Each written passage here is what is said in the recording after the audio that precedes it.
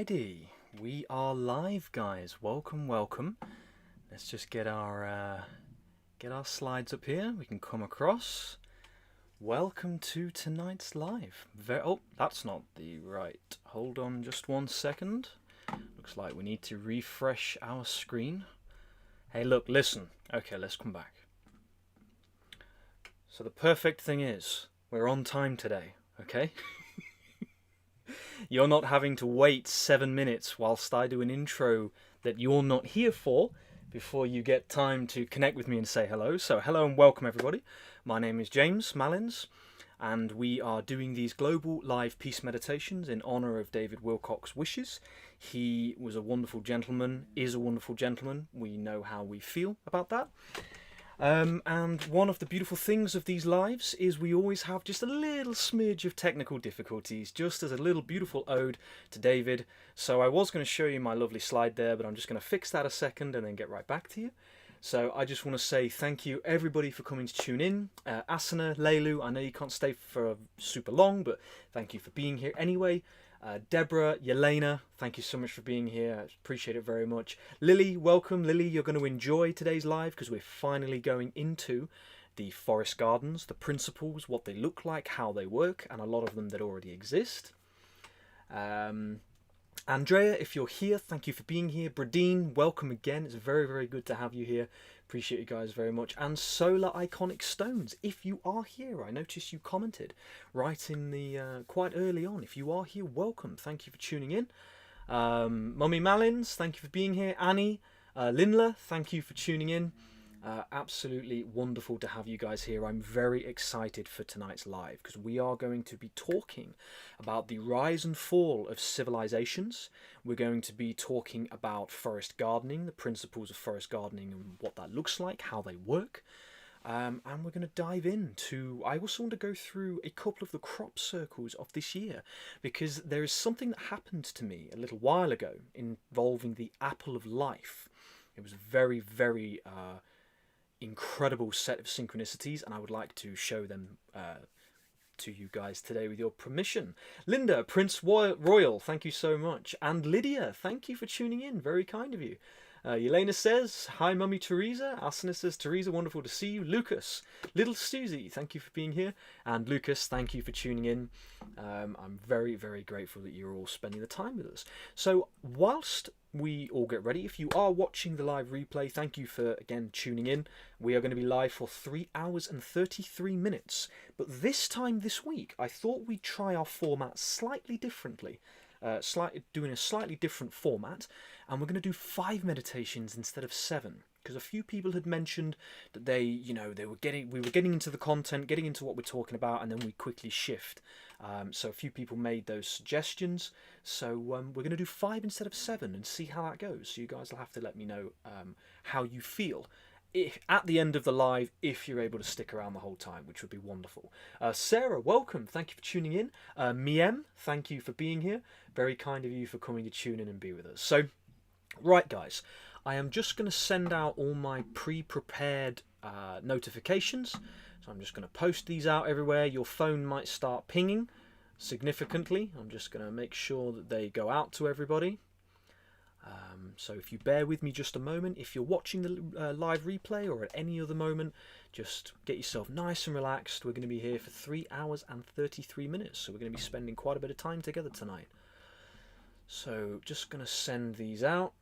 Apologies to our hardcore community that's been here the whole time. You might be getting notifications from every from every angle, but very grateful to you guys. Thank you for your patience.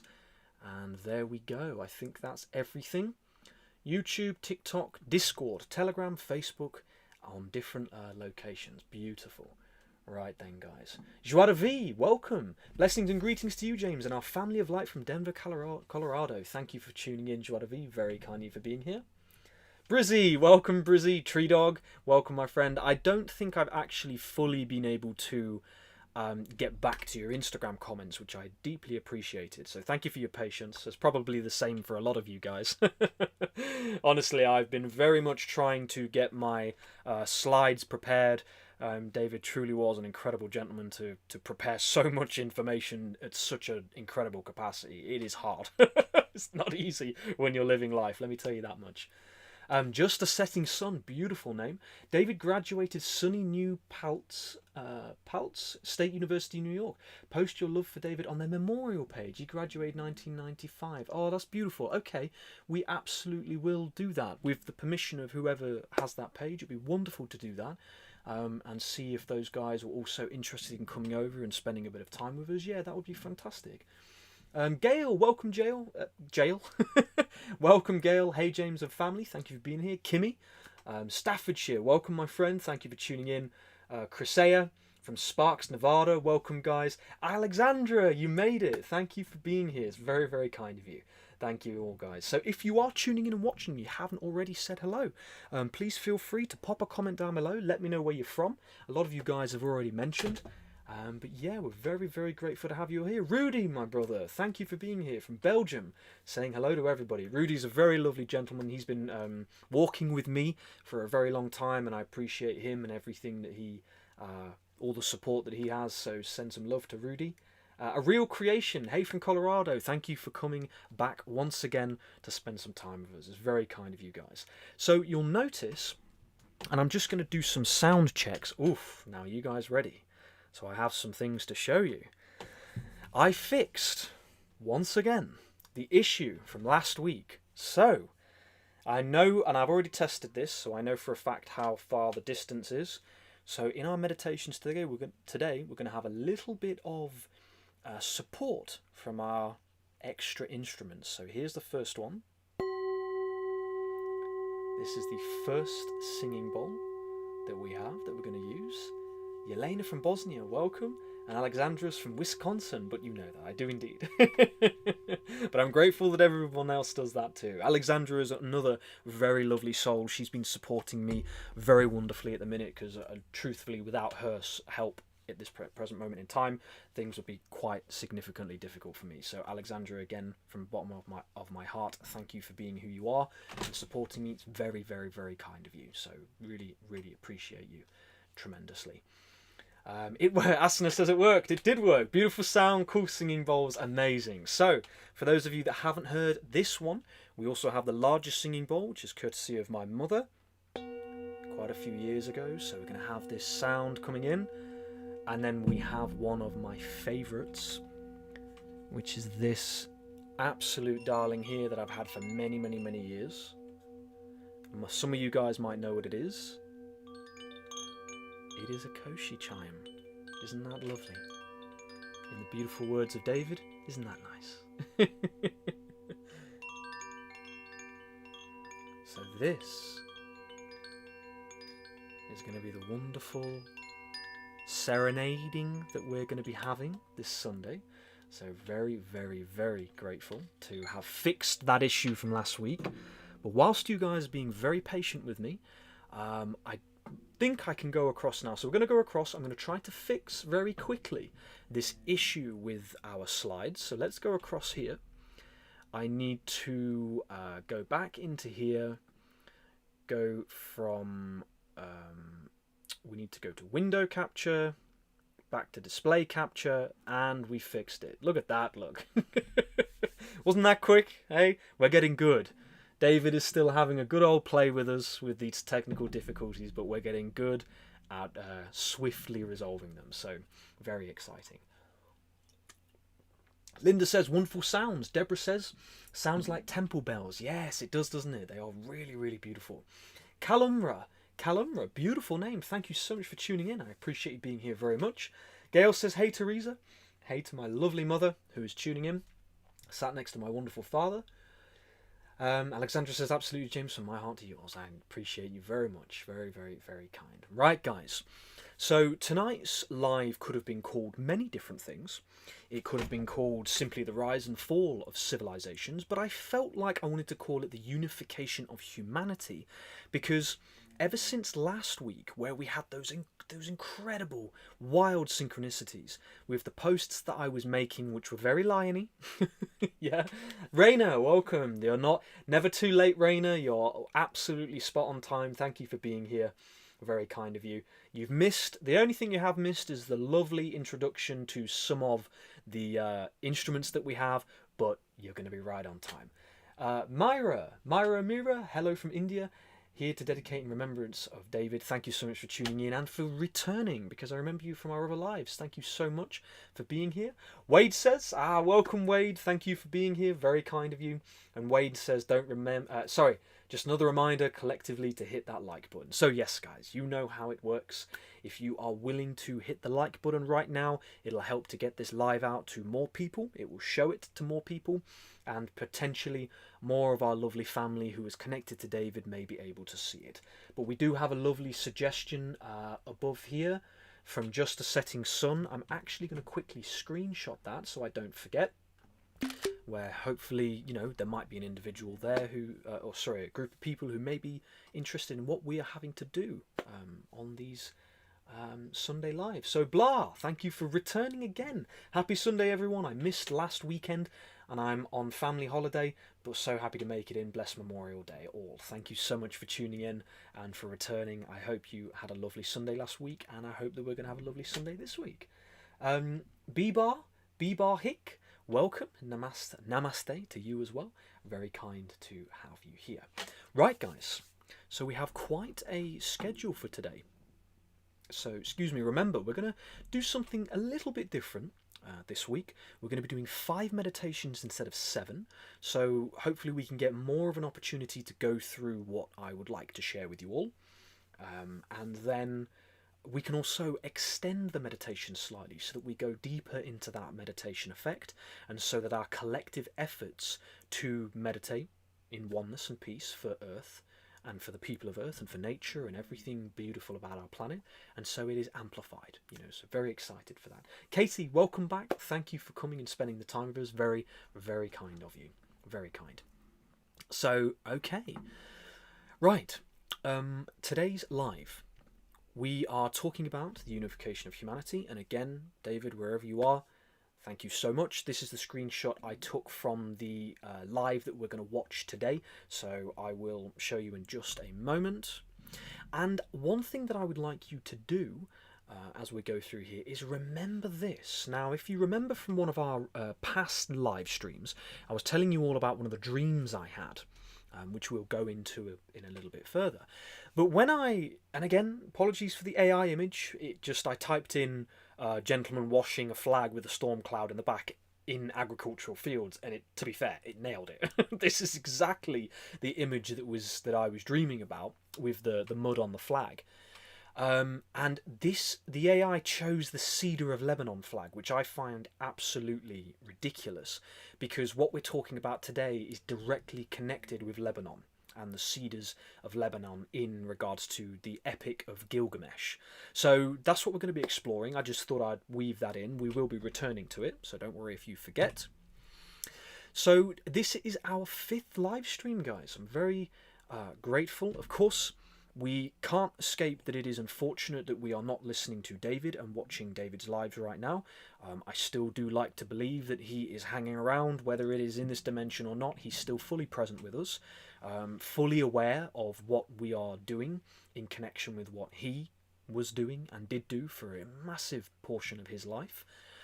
So we're on live number 5, and I'm grateful that, again, this live stream is not a live stream without you guys. It might be my face and my voice and putting together these slides, but without the community continuing to come together and fulfill what David called for, it means nothing. So I'm grateful to all of you, and I know for a fact that you've all been very lovely with your ideas of David being grateful for myself, but he's equally grateful to you guys, you know, and that's something I'm very passionate about. So our first live stream was, of course, just purely in honour of David. That was 3 hours 33 minutes, as well as the other 3. Live stream number 2 was the Whirling Rainbow Prophecy Part 1. Then we expanded in Part 2, if you guys missed it. They are all on my YouTube, but it's a lot of content to go through, so no pressure. And last week we talked about the Global Garden of Peace, which was our 4th live stream. And so now we're on our 5th. So last week we explored, and I shared with you all that I had started to do more posts in connection to what's happening in humanity, specifically with the monarchy in the United Kingdom and digital ID. From those posts, I had 3.3 million views. Now, for those of you that know the synchronicities, that's truly mind-blowing. 3,337,301 views. The 333 was very prevalent, although you'll be curious to know that I haven't really had any 333 synchronicities this week, but I have had 222 and 444 in tremendous quantities. So I don't know why we've gone kind of one below and one above, but that's been what's happened today. This week, sorry. So we went through all of the posts I did that went viral. This one in particular got 25,000 likes, a few million views, something like that. We discussed the Garden of Eden and the story of the Garden of Eden from the biblical perspective and what that looks like in regards to humanity's current situation. And we are going to expand upon that with another story. This one being the Epic of Gilgamesh, which is courtesy of Lucas. He was the one that suggested we talk about this today, and rightfully so, because when I went through the information that Lucas had sent to me, it is really on point, and that's what's connected to the Lebanon. Kalumra says, I had unbelievable amounts of 333, absolutely amazing. Andromeda, welcome, thank you for tuning in. Namaste, my dear friends. Excited for this live stream. Bless you, James, and bless you too. Thank you for being here. I had a lot of 1111 and 111. My mother would connect with that very much. Alexandra says it's incredible. It really, yes, truly, and it's really lovely you're here, Alexandra, because last week was really phenomenal with everything that came forward. So we're not going to go into that a recap on that, but you know we can cover it in another live perhaps. Myra says, thank you, James, for carrying on with David's legacy as well as your own knowledge that we can learn from. I appreciate that very much. You know, I've modelled the slides after how David used to, and a few people have mentioned that and were grateful to that, and likewise with myself. I have a lot of fun. It's a huge amount of work, but I have a lot of fun doing these, and I'm learning, you know, as I go through the stuff that David used to talk about, the stuff that's present now. You know, it's just a really wonderful activity to do. So thank you for your kind words, very, very much. Crisea says the time when we checked the time for a while would always be at 333. Yeah, a lot of people have had that over the past few weekends as well, which is really, really miraculous. So we also went into some of the rise and fall of civilizations. We talked about Sumeria, the Akkadian Empire, and we touched upon Egypt. But I went back over that information that we talked about, and I've put that a bit further back. We might leave Egypt out this week and focus on some other ones that I had come forward. And then, of course, we explored what Anastasia had to say about the Garden of Eden and what it looked like from her understanding and her perspective, and I believe that is directly connected to the Great Global Garden, which is what we're talking about currently, the Great Global Garden and what it will look like for humanity. So we've been coming back again and again to have these live streams, and I believe that we're talking about something that is going to change the fabric of our reality for the foreseeable future. You know, so this idea of challenging modern society with the monarchy and the governments and the digital ID, making people aware that it's an unsustainable philosophy, and there could very well be some relatively nefarious intentions behind a lot of monarchy and government. So we are, again, bringing it back to collective good, love, compassion, abundance, and reconnecting ourselves with this great global garden. So yes, that was last week's live stream, and in this week's live stream, and that's not supposed to do that, so that one I missed, but this is our 5th live stream doing global peace meditations. This week I very much enjoyed finding many of the beautiful gardens which exist in our world. So that's also wrong, but apologies, guys. Like I say, I genuinely have no idea how David used to get his slides done so well, so quickly, because it's not easy. So again, thank you for your patience with any grammar and any little issues. Beyond this, because I only just edited this, beyond this it should all be perfect, but should be is the key word. Asana, thank you so much for the lovely reminder. Yep, again, guys, if you're willing to hit the like button, for me and for our community. We never know who might have this video recommended to them, and somebody else who very much appreciated David might enjoy what we're doing here. So yeah, if you're willing to click the like button, that would be a tremendous help. Let's just come over here. Andromeda says, yeah, I started seeing synchronicities about 3 years before the pandemic. Very curious. That really shows me or tells me that there's, we're on the right path, really is. Deborah says the synchronicity numbers are hitting humanity rapidly and regularly now. Our ascension timeline is very close. I can't wait for it to get here. I agree with you completely. And I truly feel that this idea of ascension, this philosophy of ascension, is directly connected with the restoration of the global garden. Because when we look at our planet, Earth, and Lucas, Annie and I, we very much connect with the nature that's around us. Some of you might have seen the short meditations we've been doing. They're really, the nature around us is beautiful, and we can amplify that 1,000-fold. Lucas said something beautiful. He said that nature is bursting at the seams, ready to explode into this beautiful, abundant, nourishing life that can be around us. And I agree. I absolutely agree, without a doubt. Karina, welcome. Thank you for tuning in, Karina. Very, very kind of you. Karina, again, is another lovely individual who's walked with me for a very long time. She's been immensely supportive of my posts over the years, and so a very warm welcome to you, Karina. Thank you for spending the time with us. And Mary B, keep reaching for the stars. Ciao. No worries, Mary. Thank you for spending the time with us. Very, very kind of you. Okay, so tonight, of course, we're going to shift it slightly. So we're going to be doing 5 meditations. I should have taken the 3-minute out. This is going to be the only messy slide, I sort of promise you.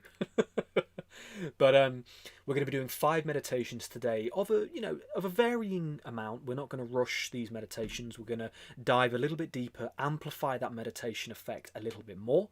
But they will be roughly every 43 minutes for the entire 3 hours and 33-minute duration. And today we're going to dive back into the rise and fall of civilizations, what made them fall, and why this has continuously happened within our world, starting with the Epic of Gilgamesh, again, courtesy of Lucas.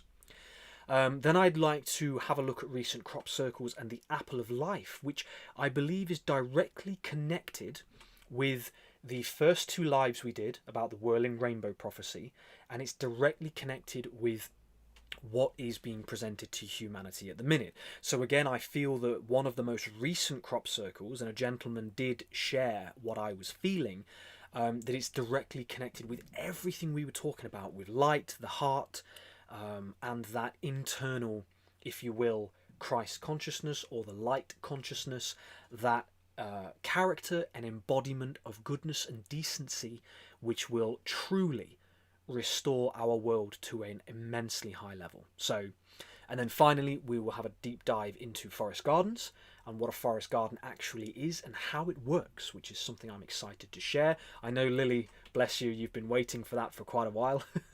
So I'm excited to dive into that with you today and give you some examples of the forest gardens that exist specifically in the United Kingdom. I haven't had a chance to go further than that, but there's quite a lot in the UK, and there will be elsewhere. There's a lot now around America and Australia, so it's expanding. The great global garden is expanding.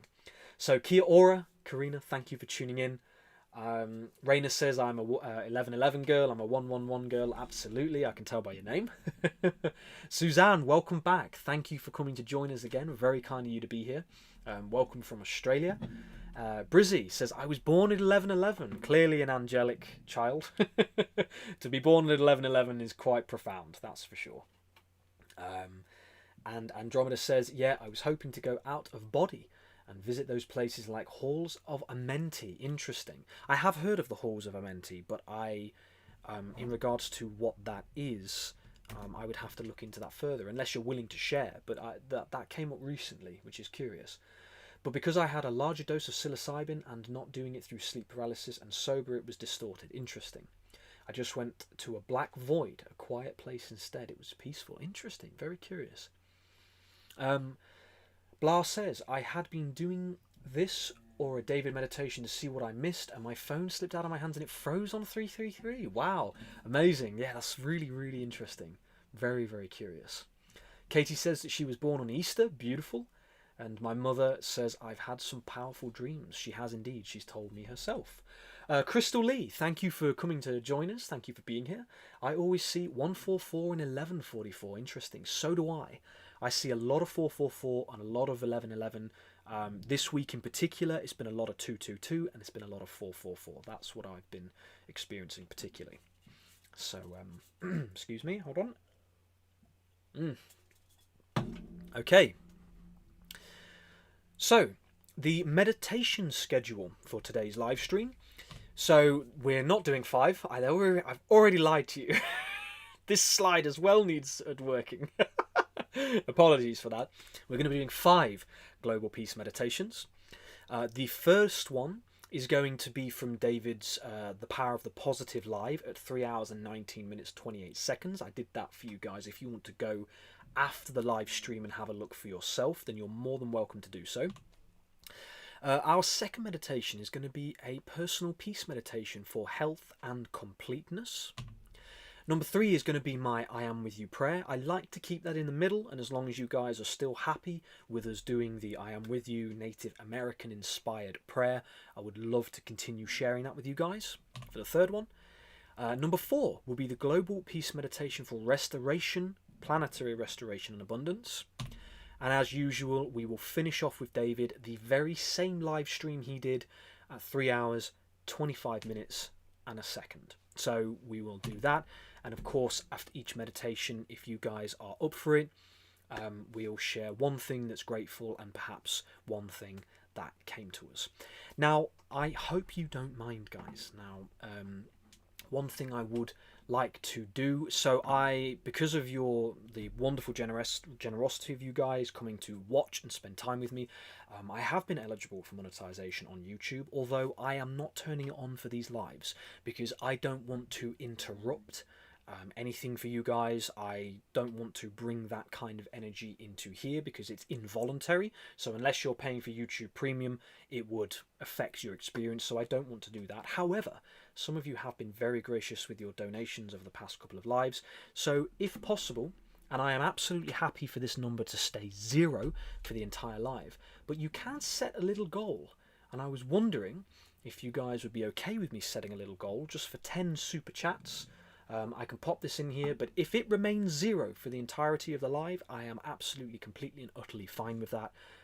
But because of where I'm at, it certainly helps out a little bit. So absolutely no expectation, but I'll pop that in there right now if you guys are willing. And again, there's absolutely no disappointment with me if it stays at 0. I love you all and appreciate you very much. But because I'm not monetizing this, it's perhaps one way of just me being able to support myself whilst these take quite a while to get together. But anyway, I send you all my dear love regardless. So, okay, we are now going into the rise and fall of civilizations, and I want to discuss with you what happened and why, because I think that it is directly connected with the position of humanity's consciousness.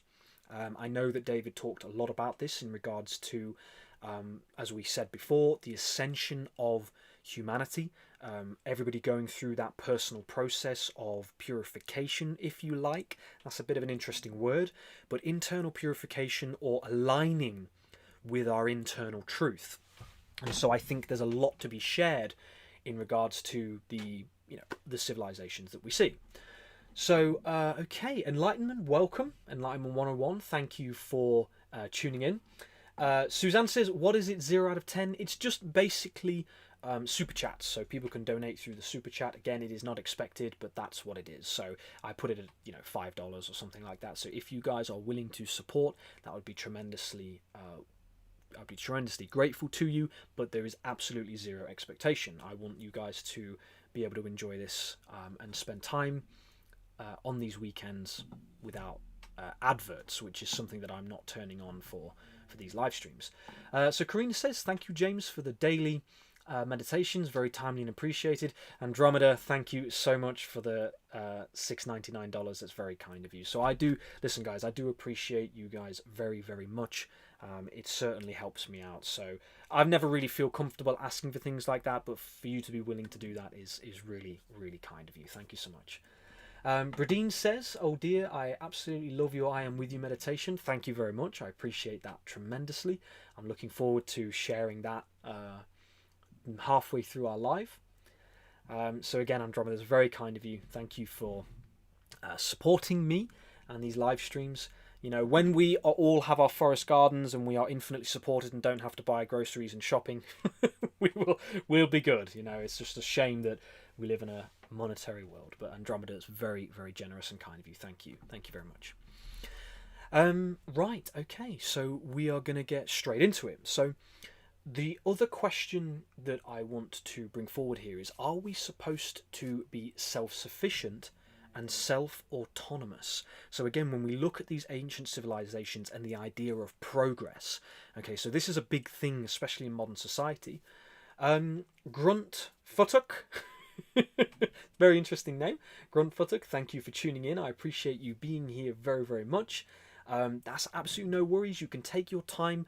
You can spend the time with us now if you wish and watch back later on. It's entirely up to you. But thank you for being with us. I appreciate that very much. By the way, I hope that didn't sound rude. By the way, I didn't. I didn't want to sound rude there. Okay, so does this highlight our return back to the Garden of Eden? So remember, in the last stream, we talked about the Garden of Eden and the biblical explanation, the biblical connection to the Garden of Eden, the things that it had mentioned, the things that it had discussed within it.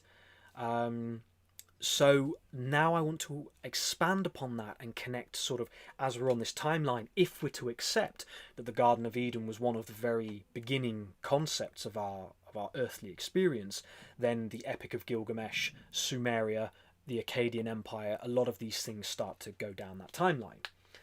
Crystal Lee says, maybe we can buy you a coffee too. I think YouTube takes a portion of your donations. Yeah, no, if you're willing to, absolutely. I was going to pop a PayPal link in the description. I haven't had a chance to do that yet. I'm more than willing to do that next live stream. So yeah, it's entirely up to you. I'm not sure how you could do it now, but regardless, maybe next live stream, that would be deeply appreciated. So again, appreciate you guys very much. So okay, right. So the Epic of Gilgamesh. Now the source of this is a book that Lucas had suggested, The Last Hours of Ancient Sunlight by Tom Hartman. I believe that's Tom Hartman and not Thom Hartman. So Tom Hartman. I've actually just purchased this book. It was £3.50. So if any of you are in the UK and you want to have a look at this, it's really, really reasonable. And I wanted to go through it on a deeper level because I thought that it was, a good idea to explore more of what it was saying. Oh, Andromeda, bless you. That's absolutely okay. There's no worries at all. Nobody has to donate anything, but the fact that you have is deeply gratefully received. So thank you, Andromeda. And Crystal says, great idea for next time, absolutely. And Karina says, the Violet Flame of Saint Germain, Archangel Zadkiel, I utilise during my daily enhancement for my protective spiritual boundary. Does anyone else do this? Interesting, beautiful. You'll have to let you guys will have to pop in the comments if you do or not. So, according to the Epic of Gilgamesh, the oldest written story in the world, one of the first kings of the earliest Sumerian civilization, the Uruks, was a man named Gilgamesh. He was the first mortal to defy the forest god, Humbaba, who had been entrusted by the chief Sumerian deity Enlil to protect the cedar forest of Lebanon from mankind. Now, isn't that weird? So we are going to get to that slide, but if you remember, in the past live stream, in the live stream that we did, either the last one or the one before, we talked about the dream I had, and it used the Cedar of Lebanon flag as the example. So from how many hundreds of country flags it could have it chose the Cedars of Lebanon. So I just thought that really interesting in regards to this here. King Gilgamesh wanted to build a great city, Uruk, to immortalize his contribution to Sumerian civilization. So he and his loggers rebelled against Humbaba and began to cut the forests, which then stretched from Jordan to the Sea of Lebanon. Now, again, I didn't put these slides in, but if you remember from last week's slides, Savvy says, what's weird is you trying to sell the same BS David sold. Appreciate you coming in to make that comment, Savvy. If you will understand that what we're actually sharing here is purely ideas. So, you know, we're talking about potentials for our future, and the main brunt of what we're talking about is the Great Global Garden. So I send you my love, my friend. You don't have to be rude, and you don't have to be rude about David. You know, he was who he was. Like him or not, you can see a lot of people here deeply appreciated him and what he had to share. And of course, whether you are choosing to be here positively or not, you are still loved, and we appreciate you still. So we're talking about ideas from history. Simple as that, my friend. So thank you for coming in and being present with us.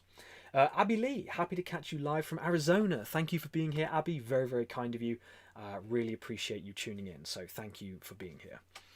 So in our past live stream, we were talking about whether or not the Garden of Eden is completely true or not. Let's just take it as a parable story. But it mentioned about the Garden of Eden being guarded by an angel with a flaming sword. Now, the way I look at this is that the idea of it is you have to embody a certain kind of consciousness in order to reunite with this great global garden. Now, that doesn't mean it to me. I know it sounds like it's gate-kept, but I don't believe that it's gate-kept. But again, we have here that if these individuals, these early human beings, these early people of humanity, were rebelling against the idea. Again, these are parables. If we look at and explore the idea of parables, then if these individuals went against the natural way of life that we are supposed to live, which is connected to the forest gardens again. So you have here that Gilgamesh rebelled against Humbaba, which is the idea of the forest god of this ancient time. So you have this rebellion against the forest god, decimating the forests, and then you have this ruin that happens afterwards. Lydia, thank you so much for donating. That's extremely kind of you. I appreciate you very much. And again, guys, I know that a lot of people are in the same boat financially. You know, we're all here in a similar situation, getting by, knowing that better times are to come. But the fact that you're willing to support me with money is extremely kind of you. So Lydia, from the bottom of my heart, thank you. And for all of you who can't, I love you equally. There's absolutely no reason for anybody to donate. Tree Dog with £5, thank you so much. Again, that's very kind of you. It's really heartwarming, guys. You know, this is helping me to keep doing this and keep supporting you. Tree Dog says, thank you for doing these streams. James, we are doing incredible work. I agree with you and thank you. And Lydia says, I appreciate you and these gatherings that you've put together. It's very kind of you. Thank you, Lydia. So I just want you to know, guys, I'm never going to put ads on these streams because I think that that's... you know, I don't like the idea of that, especially for people who are going to watch afterwards. So supporting me that way is very kind of you. So thank you, guys. Alexandra with $2, $1.99. That's very kind of you. Alexandra, by the way, has already supported me wonderfully, so that's immensely generous on top of that. I know you messaged me today, Alexandra, so for you to do that's very kind. Thank you, guys. Really, really love you of you. Brizzy says thank you. Crystal Lee with the hearts and the dolphins. Very beautiful. Really lovely, guys. You're a wonderful group of people and a lovely community, and you know, I've never really been one to ask for these things, but you know, it's where I'm at, so thank you. Very, very kind of you. So again, we have this idea of Epic of Gilgamesh. It starts with the cutting down of the trees of Lebanon. Bradine says, thank you for understanding. I would give you so very much if I could. Absolute Bradine. There is, I promise you from the bottom of my heart, you're already giving. All of you are already giving to the absolute highest level. People being willing to donate, it's just that little cherry on top, you know, but the cake is gorgeous. Let me tell you, guys, the cake is gorgeous. The cherry on top is a mwah. So it's, you know, I'm humbled, truly. Very, very kind of you. Thank you, guys. Zoichka, I appreciate that so much. Zoichka says, appreciate you and our whole Sunday family. Thank you for taking the time to be here. I agree with you completely. You know, it's interesting, guys. I mean, look, I have impeccable trust in my journey. I always have, I always will. Lucas is working very, very hard. Annie is also working very, very hard. They're both supporting our household. I'm doing this full time, as well as all the posts and all the videos and all the engagement with people. So, you know, you guys, this is tremendous support for me and for all of us. So, you know, you're going to hear me gushing a little bit over the next bit. But again, it's thank you all. It's not expected, but to receive it is really, truly wonderful. Hold on, let me give you guys a full view of the love that I have for you. Thank you very much. You know, I always know that I'll be supported. You know, this is a beautiful and wonderful, heartfelt example of that. So very kind of you guys. Abby Lee says, it sure is laughable staying cool in 100 degrees on my couch and staying put eating fruit. Sounds beautiful. I have to admit that this, I have to close the windows because this microphone is celestial. It picks up the vibrations of the atoms of our of our world, but it's cooking in here, guys. It's a cooking. Okay, let's keep going. Actually, to be fair, guys, we're at the first meditation, so we've reduced it by 2. But ironically, you know, we might be still, you know, we'll have to go back and forward. So we are on the Epic of Gilgamesh. But if you guys are okay with it, I think we'll do our meditation. So I'll just have a little drink here. Deborah says, we love you too, James. Carrying on David's work is very much appreciated by us all. Thank you so much. It's very kind of you, Deborah. You know, and again, excuse me. I do have, so this is a fizzy drink. Again, I'm sorry. This mic is, this mic is really strong. So if anything rude happens, oh, Zorin's mom. David appreciates what you're doing. Thank you, Zorin. Thank you so much for tuning in. That's very kind of you, and thank you for the $5. That's really, really wonderful. Zorin, I don't know if we've seen you here as of yet, but thank you so much for hopping in and being and watching. If you have been here for the other lives, thank you for tuning in as well. That's very kind of you. Thanks, guys. You really are a wonderful community, and I just want to say as well, you know, especially from David's last live streams, it was very obvious how much we all loved and supported David. You know, so. People would comment online, but it was without a doubt David was loved, and he knew that. You know, he knew that. He knows that. We know how we feel. He knew that. He knows that. And so to be able to do this is really wonderful and remarkable. So, Zorin, thank you for the support. Very, very kind of you. Really, really kind. Patty Sklodowski. Is the W a V? I hope I've got that right. Slodowski. Good to see you, James, and good to see you too. Thank you for being here. Thank you for being here, so we can all gather to raise the energy. Absolutely. Well, Zorin's mom, love you very much. Thank you for supporting me and everybody else who has as well. Let's do our first meditation. So we fixed our audio. Let's, like I say, I didn't actually have a drink. Let me have a drink. Okay. So, get yourself nice and relaxed. Just allow yourself to be fully present. Our first meditation, we're going to watch a little bit of David's live stream. But before we do, I'd like to set the space. So we're just going to have a little serenade from our singing bowls. And from this one as well. I know there's good sound here.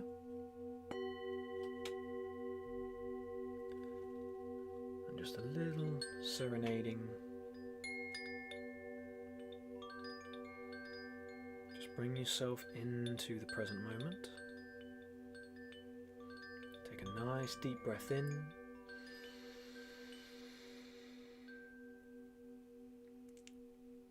And as you breathe out, just relax.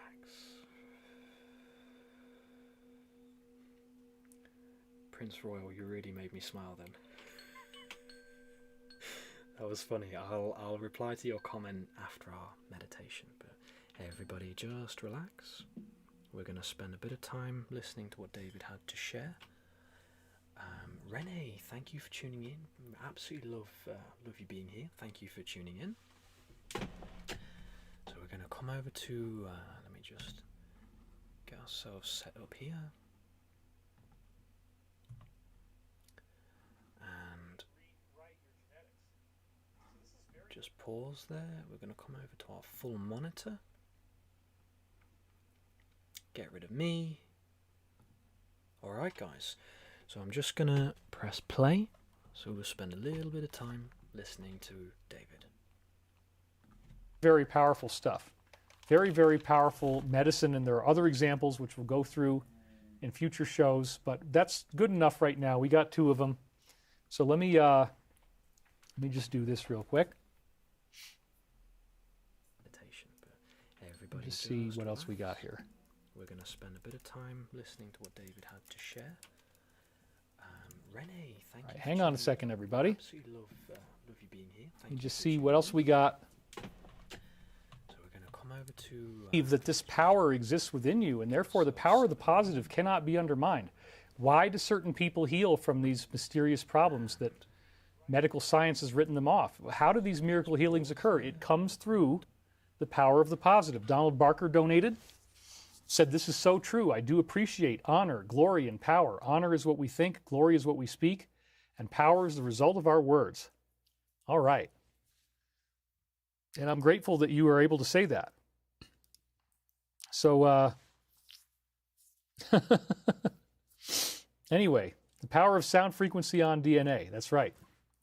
What has to be digested the most is paraglider life, is that thoughts are the real energy that one works with and is the only energy that exists that changes matter energy. I'm going to help some people soon. It feels good, says Nish Paquette. Just the anticipation of helping. That's right. I interviewed Rupert Sheldrake once, classic interview. I did. Yeah, we had a really interesting, far-reaching discussion. So the positive focuses on creating value in life for others. That's really what we're doing. And you know, so service to others, right? The law of one says the positive path is service to others. What does that really mean?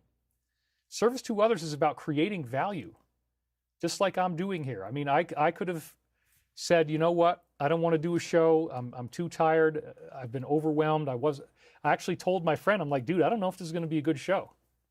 I don't know if this week's show is going to be good or not. It's kind of I've talked about this stuff before. I've talked about this science before. I don't know how it's going to resonate with the audience. No, it actually ended up coming out very well. Did you guys like the show? Let's just hear in the comments. Do you think this was a good show? Well, certainly, I mean, you know, what are we up to? $2,800 in donations. Let's see if we can get it up a little higher. Anybody still hasn't donated and wants to do? I'm just joking. But if you want to, that's fine. That'd be great. Oh my God. We had a troll come through there. Midnight mark, you can, so that we can get done within the right time frame. So here we go. Let's go for this. So I'm going to start here on the close-up shot. All right, so let's close your eyes. Put both feet flat on the floor. Take a nice deep breath now. Pramil, thank you for the donation. Let yourself feel at peace. Feel the flow of the positive energy of the universe as it moves through you now. Letting yourself breathe naturally and effortlessly.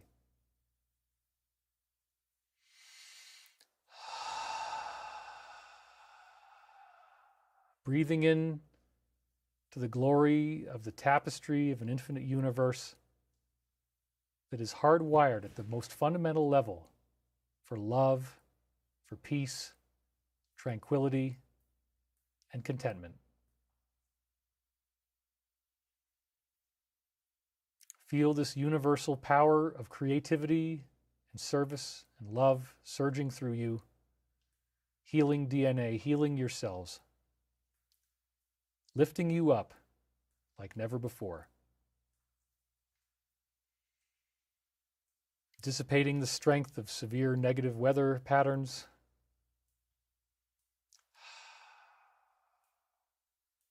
using this meditation effect, feeling all those areas of conflict in the world, resolving, the stress alleviating,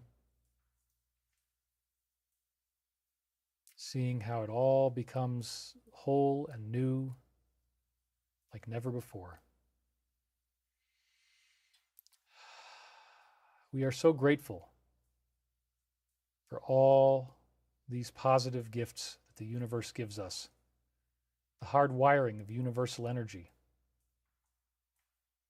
And if any ads come up during this time, you just do not lose focus, but just hit skip and stay right in the flow with me now. We thank you, Father, Mother, God, for the glories of what you've shared with us, for the gift of our lives, the gift of positivity, the gift of the radiance that you have to give us when we understand that the field effects of the universe itself are built to harness the positive, to feel that flow moving through our bodies, to feel that flow moving through our lives, knowing that we are always in a place of pure consciousness, and that from that place we are actually healing the world, healing the free will of others who might want to do harm, helping them become more peaceful and positive themselves. We are so grateful for what you have shared with us, universe, for your positive teachings, your wisdom, your knowledge, your understandings.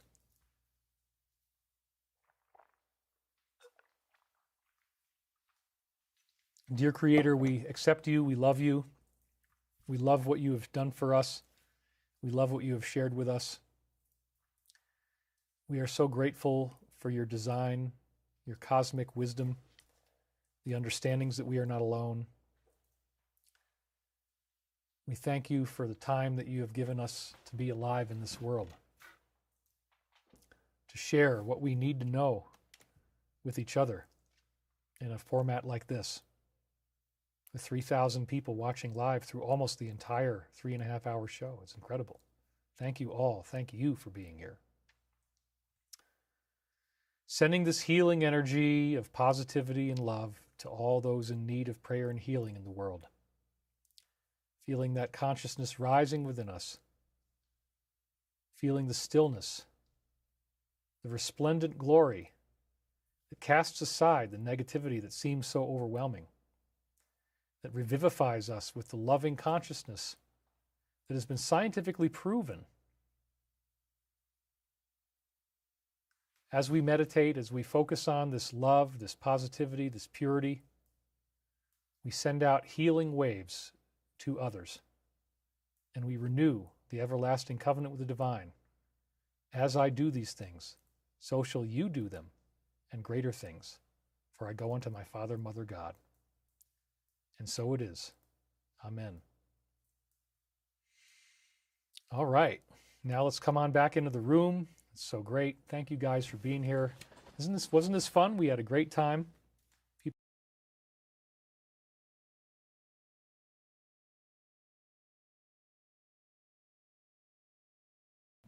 Okay. We are back. My microphone is on. The camera is all good. So if you guys were in the energy of that meditation, bring yourselves slowly back. I very much appreciated being able to do this live meditation with David. So just in your own time, please bring yourself back. Share perhaps one thing that you're grateful for, and maybe something that you connected with regards to the meditation. One thing that I'm grateful for is how much love and support David was shown. You know, this live stream, let me just come back over here. Excuse me.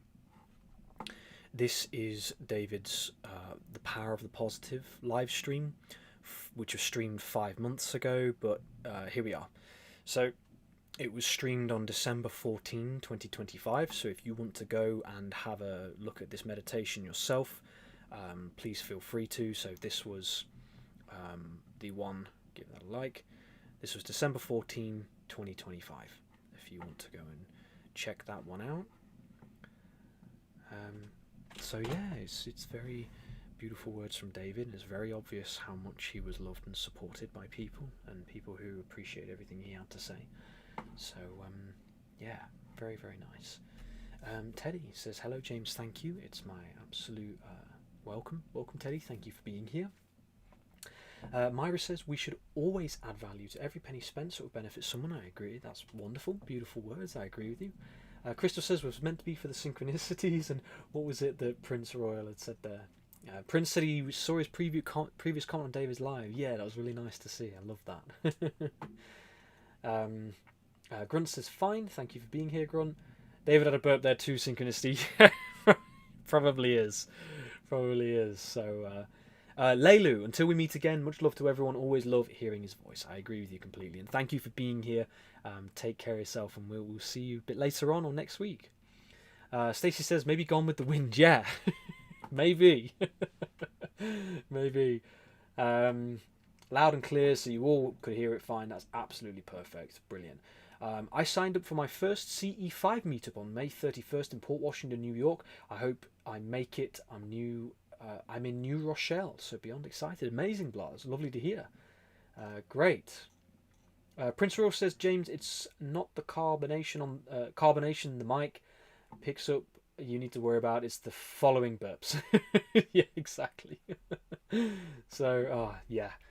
Suzanne says, I'm grateful for being grateful. That's beautiful. Let's have a look here. Yelena says, yeah, I know it's, if that is the case, it's a shame. Let's hope that it was an extraction, etc. Let's hope on that. A Real Creation says, focus on adding value will always sustain you. Absolutely.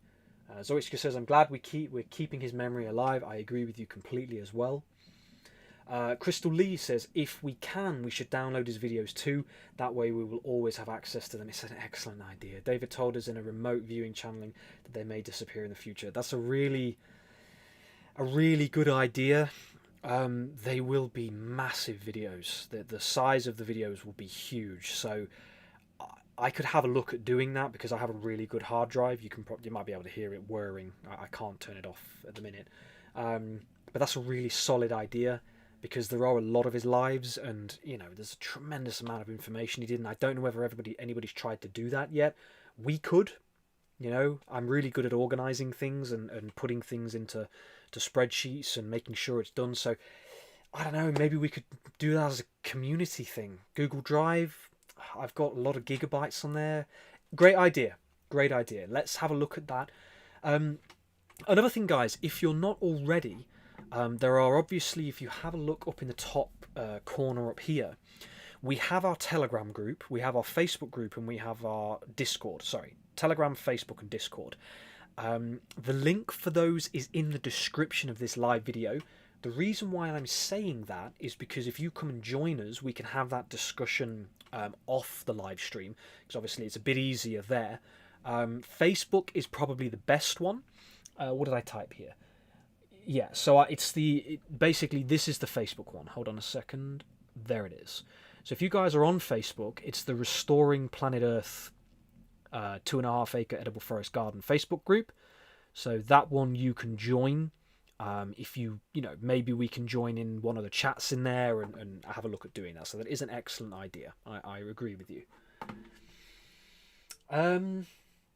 Bradeen says, I'm grateful for how steadfast David is. I don't feel he has left, and I am grateful for the first Sunday David was gone. You popped up seamless for me. Well, Bradeen, that's really lovely for you to say. I was so honoured and grateful to be able to hold that space on that first Sunday, because it just hit me so hard. I knew that when that Sunday came around, it'd just be awful for people to experience not being able to have that space and that time with David. So, again, I'm so grateful to you guys, truthfully. Prince Royal says, when I hear and see David in this way, it takes me back as if nothing happened, and I'm listening to him again on Sunday as usual. I know, it's a really wonderful an interesting experience we're all having. But look, these Sunday lives are going to keep going, so even though what's happened has happened, we're still going to spend that time with David, and hopefully be able to talk about everything that David used to talk about as well. Because I know that person joined earlier to share the comment they did, and I don't blame those people. We have a lovely community here, and I think we've done really well to not get any trolls or not get any people who are, aggressive and angry. And whichever one of the moderators sorted that comment, I appreciate you very much. And if anybody else would like to be a moderator for the stream, because I know that Celeste, bless her, Susie, and Lucas and Annie, this is a long period of time, so if anybody else would like to be a moderator and you'd like to help moderate the comments, considering you're spending time here, let me know and I can make you a moderator. That'd be really lovely if you were willing to help.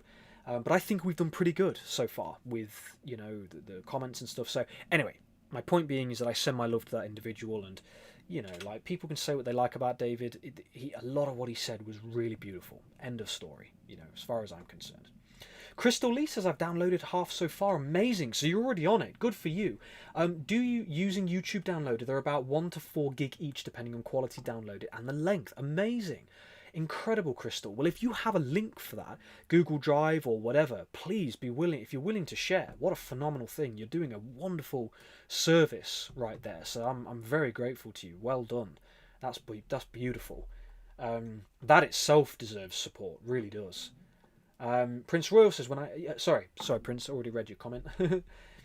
Deborah says, grateful for another day of life and for everyone here in the chat room. Beautiful. That's a wonderful thing to be grateful for. Thank you. Zoichka, yes, I have archived them and have been working on archiving his website now that it is back up. Amazing. Well done, guys. Yes, it is. I deleted a bunch of video games to store. Zoichka.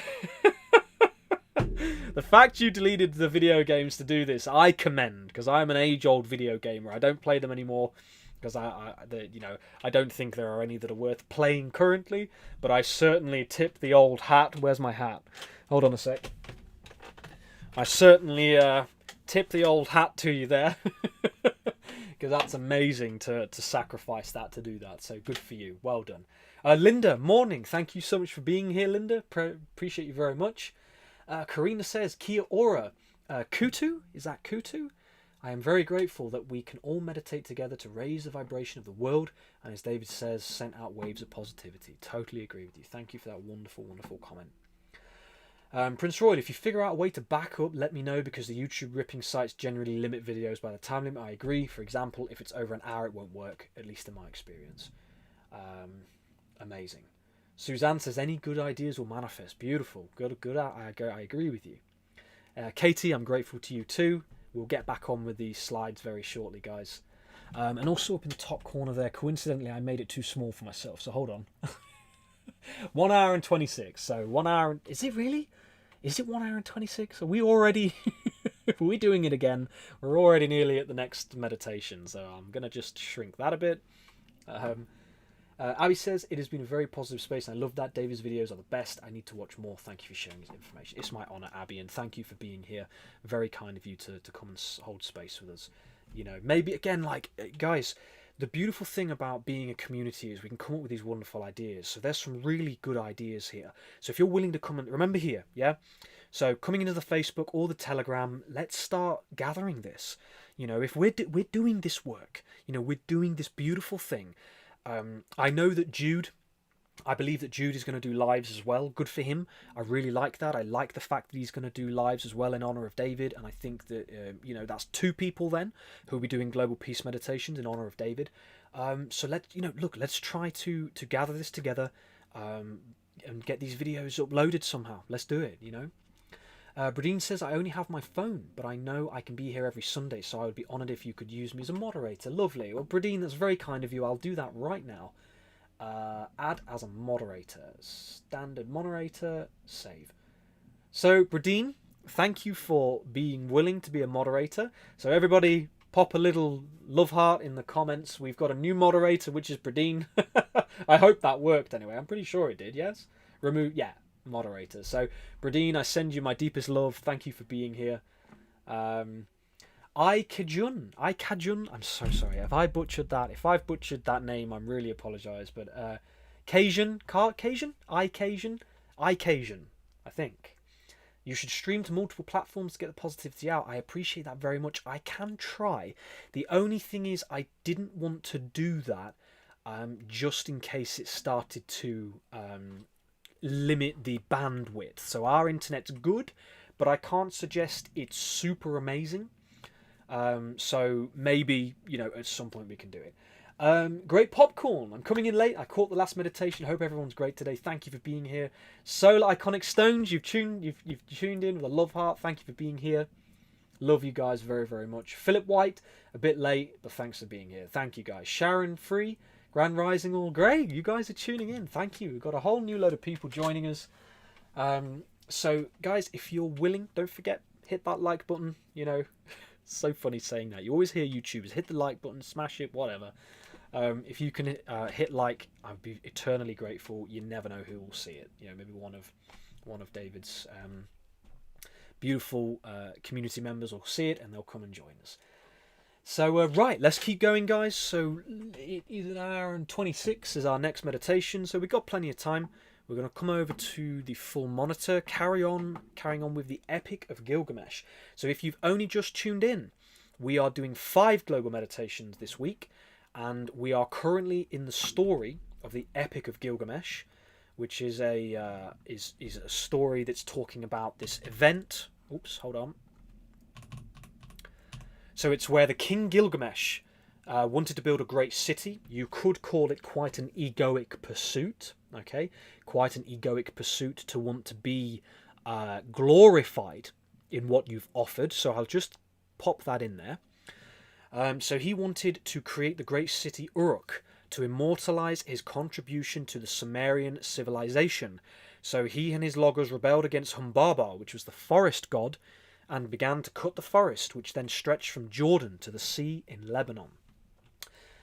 So here we're exploring the impact that this has had on the collective of humanity. So the story ends with Gilgamesh decapitating the forest god Humbaba, infuriating the god of gods Enlil. So this is the story, okay? The story of the Epic of Gilgamesh. Enlil then avenges the death of Humbaba by making the water in his kingdom undrinkable and the fields utterly barren, killing off Gilgamesh and his people. Now, isn't it curious that you have this event where if the forest is that's pronounced right, James. Thank you so much, Deborah. Appreciate that very much. If you have a desolation and a disrespect to the forest, if the principles of the forest are not recognized, if the power of the forest is not recognized, or the garden, okay, so the Garden of Eden is a forest. Okay, the Garden of Eden is a forest. Dilmun was the great garden of Sumeria. We're talking about the Great Global Garden, which is a forest garden, a huge forest garden. It might have little boundaries, okay, little living hedgerow boundaries, which you will, to support you and your family, but it is a great global garden. And that is what we're seeing here, is that when this great global garden is abused, or cut down, or it's destroyed, or you have mass deforestation, you have a direct impact on a civilization or a people. Now, much like the story of the Garden of Eden in the Bible, they're referring to it in regards to a punishment. Okay? Now, I think that is a symbolic parable for the impact that happens when you decimate a forest. Okay, so we have a mythological parable here. Let's ground it. Okay, we have a mythological parable here which says that when the forests were cut down, so this is one of the origin stories, okay? Just like the Garden of Eden, this is one of the very first known stories of humanity. When the forests are cut down, a civilization is decimated. Okay, it fails. The civilization fails. So when the forest is deforested, when it is cut down, not respected, the civilization fails. The Epic of Gilgamesh is the earliest recorded story of downstream siltation. siltation, and desertification caused by the extensive destruction of forest lands. Okay, so again, for those of you who have only just tuned in, we are. All this information comes from The Last Hours of Ancient Sunlight by Tom Hartman. Okay, beautiful book that I have purchased. Beautiful because of what I'm reading, but Lucas says it's a very good book. He suggested we talked about this, and it's a fantastic idea. So here we have in this story that when deforestation happens, you have the breakdown and the fall of civilizations. Lebanon went from over 90% forest, the famous cedars of Lebanon, again connected to that dream I had, to less than 7% over a 1500 year period, causing downwind rainfall to decrease by 80%. So this parable of the Epic of Gilgamesh has a very real ecological consequence, right? So it's not, even though we have this miracle, in the Garden of Eden, you have that Adam and Eve were cast out, and they were, you're never allowed to come in, and it's guarded with the angel of fire, and with a sword of fire. Again, I think that these parables, so the Garden of Eden and the Epic of Gilgamesh, they are parables telling us that when we are not embodying the ideas and philosophies of the forest, the great global garden, you have the downfall of civilizations, right? You have the breaking apart and the downfall of civilizations. Karina says, I was suddenly disappearing about 15 minutes. I'm feeling the love and feel well set up for the day. Beautiful. That's no worries, Karina. Thank you for tuning in. You take care, and we will see you hopefully either later on or next Sunday. So sending you all my love. Bradine says, I love and appreciate you all. Thank you. That's very kind of you. That's pronounced right, James. Thank you, Deborah. Appreciate you. So yeah, much love, Bradine. Thank you for asking to be a moderator. Very kind of you. So again, that dream I had when I made this image, I'm sorry it was AI. I know how I feel about that. It was using the flag of the cedar of the Lebanon, the cedars of Lebanon. Very, very bizarre. Very bizarre. Moving on. So the trees and their roots are an important part of the water cycle. So we're going to notice this in the Sumerian civilization, in the Akkadian civilization. When the forest, although it doesn't particularly talk about it always in Sumerian and Akkadian history, you can bet that because the forests aren't there, there's a problem. Lucas says, history repeating only quicker.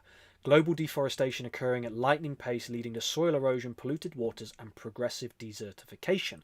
Absolutely, which is why what we're talking about is so imperative and important, because it means that we are very much, as far as I'm concerned, the solution.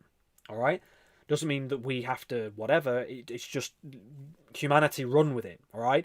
Forest gardens, run with it. Learn about it, develop them, build them. Doesn't have to be done through us, but forest gardens are the key to restoring our world in the most beautiful way. So, totally agree. Telegram is another. So apologies, guys. I have missed a couple of comments. I've heard that somebody's mentioned about Telegram. It doesn't have to be Telegram, but you can certainly, if you're available anywhere on the other community sites. Unfortunately, as far as I'm concerned, as far as I'm aware, YouTube doesn't have a full community feature. So, perhaps we can make it work on Telegram or Facebook. But Telegram seems to be pretty good. So remember, links in the comments. Links in the description of this video.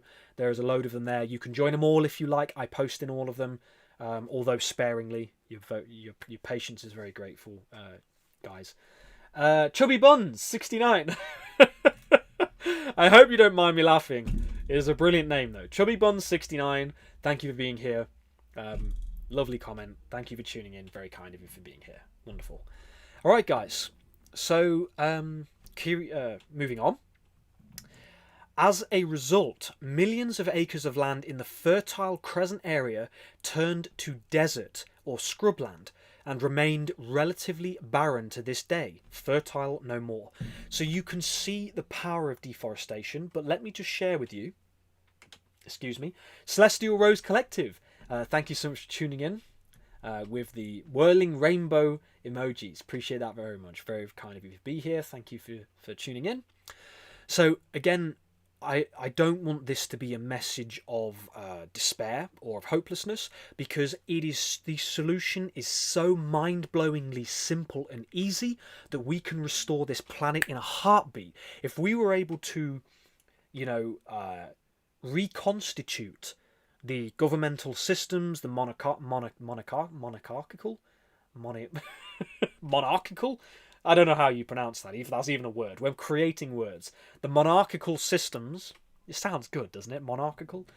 If we're able to reconstitute governments and monarchy, councils and all these people who have responsibility, who, if I may say so, probably shouldn't have responsibility, and we're able to create this incredible movement of giving people little parcels of land to plant forest gardens, all of this desolation resolved. Simple, easy. Okay, it will take a relatively no worries, people either love it or hate it. Well, look, we can take a joke here, or we can be light-hearted here, so no worries at all. I'm very kind of you for tuning in.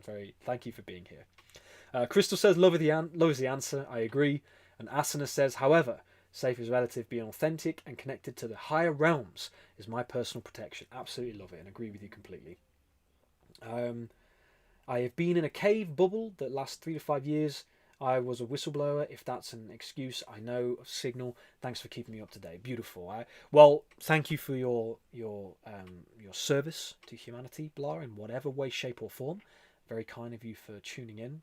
And I hope you're always okay. Absolutely. Lana. So much craziness in the world, and it's so saddening that we have a leader that is more concerned about war and being Blob the Builder than creating a country of love, respect, and unity. Love to all of you. I understand exactly how you feel, Lana. That's why what we're discussing here today. So, obviously it's a bit difficult to keep everybody up to date with what we're talking about in this live, but we're basically going through the rise and fall of civilizations so that we can explore the reasons why that may have happened, which is often connected with a level of egoic either monarchy or government or leadership, and therefore you have this wanting to build these great monuments, which usually involves deforestation, taking wood, which then leads to the desolation of civilizations. However, the beauty is, and I believe this in my heart and bones, is that as we're all discussing this and as humanity starts to listen to our words, and I do know that eventually this message will start to expand more and more, we will start to see the beautiful restoration of our world. The right leaders, in quotes. Look, as far as I'm concerned, leadership, I do believe, is still necessary, but only to a point. Once people start to have access to their sovereignty, which is their land, self-autonomy, their ability to look after themselves and their family, they won't need a leader anymore. You'll have localization, and everybody in their own right will be a leader, okay, of their own little piece of land. A custodian, a leader. I mean, 2.5 acres is an incredible piece of land. It's a large piece of land, but we'll probably go into the numbers again. So we did that in a past few lives, but the numbers works. There is enough land on this planet for every human being to have 2.5 acres. It might sound a little crazy, but there is, and not on that. Also on that note, not everybody will want to do that. So there will be tens, if not hundreds of thousands of people that won't want to live on a piece of land. So I am actually, as far as taxes go, I think taxes is the greatest psychotic nonsense of the planet, but I'm happy to pay my vegetable tax. Yeah, if I have 2.5 acres, which is producing, I mean, you can produce 1.25 tons, which we're going to get to if I stop waffling. You can produce 1.25 tons of food on 0.2 acres, right? We're going to have a dramatic pause there, guys. You can provide and you can grow 1.25 tons of food on 0.2 acres of land. Imagine 2.5 acres. Some of that's going to be woodland, some of it's going to be a house, some of it's going to be pond and beehives, whatever. But you imagine the level that you can provide. You could have a group of 50 people come into your forest garden, you could feed them all. you could feed them all. And the power of the forest is that it's working towards self-sustainability. So we are going to get into that. I won't go into it too much just yet, but we'll discuss that in just a moment. Gail says, I liked what you said about being well set up for the day. James exudes a positivity that feels so good. Thank you, Gail. That's a very lovely comment. I appreciate that very much. You're all always so wonderfully gracious with your words. Okay. By the way, this is a natural sort of clean energy type drink, but it is caffeine. So if my eyes grow wider by the end of the live, you know why. Asana says, being sovereign and staying firm with love and compassion will always win. I agree with you completely, wholeheartedly. As we have 92 beautiful souls, if you haven't already, hit the like button. It helps more people come and join us. And of course, the more the merrier, but we have a beautiful little community here regardless. So, Chubby Buns says, do you think... It is a really funny name. Chubby Buns says, do you think it will happen in our lifetime? Without a doubt. Am I a delusional fool? Maybe. I'm happy for that to be chiseled into my beautiful oak tree when I pass on, but I believe it can happen in our lifetime because I'm going to spend the rest of my existence making it happen and talking about it until it does happen. And I think that ever since, David, bless your heart wherever you are, ever since what happened to David, we have had the most remarkable things happen. You know, so if you go back over our past lives, it's a lot to watch, but we have this incredible story unfolding of, you know, honouring David and then the whirling rainbow prophecy and all the synchronicities, and then the videos and the posts that I was doing, which ended up going viral with 3,330,000 views. Go figure, 333. And so we're just keeping going. I'm carrying on doing the videos. The message is getting out there. We are talking about restoring our planet, okay? And that is for our children.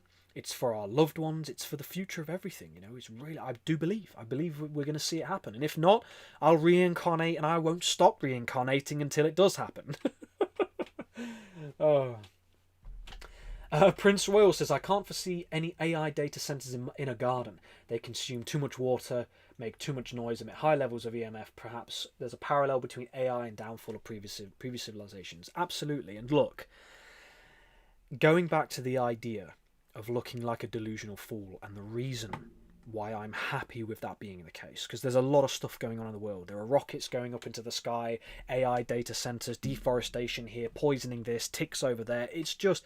it can just make you want to smash your head against the wall, right? However, we are here, okay? We are here. We are in this live, discussing and talking about these beautiful things. I'm willing to die for this venture, this pursuit. I'm willing to give whatever it takes, if it means doing 1,500 videos, if it means going and protesting, marching down the streets, if it means challenging King Charles to a jousting duel and taking the throne and giving and that was a joke, by the way. I should have laughed sooner. If it means that I get on the horse with my jousting stick and challenge King Charles for the throne, I'll do it. Yeah, there is a beautiful garden that we can create for our children. I don't have kids yet, but I want my daughter, my son, whoever it is that arrives, I want them to be able to pull the fruits off the trees and eat them there and then. Eating and consuming life in its most pure form, right? Getting to know the insects of the forest garden, getting to know the animals, the hedgehogs that come over and just sit with them because we're connected. You know, that's what I want, and I believe in it completely. You know, and again, all the trolls and haters in the world, they can create the AI dance videos and make out I'm an absolute psychotic lunatic. You go ahead, dude and dudette. you do that, because it doesn't matter to me, because there are people in this world who are right by our side, okay? And whatever the future looks like, we're on a path now, all of us, you know, not just me, we're all on a path now. And so let's see how it goes. Love you very much, Mum. You know, we've all got that connection to the Arthuriad, you know. So the most important thing is that these archetypes do, of course, exist in the hearts of all of us, you know.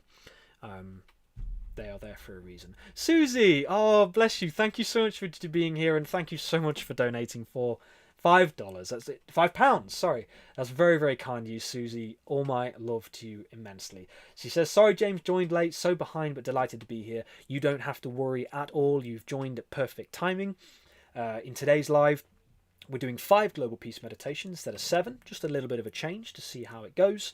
And we're talking about the Epic of Gilgamesh, the deforestation that happened, the impact on humanity, and how we can, what that looks like for our future. So my deepest heartfelt gratitude to you. Thank you so much for supporting me with a donation. Very kind of you. Very, very kind.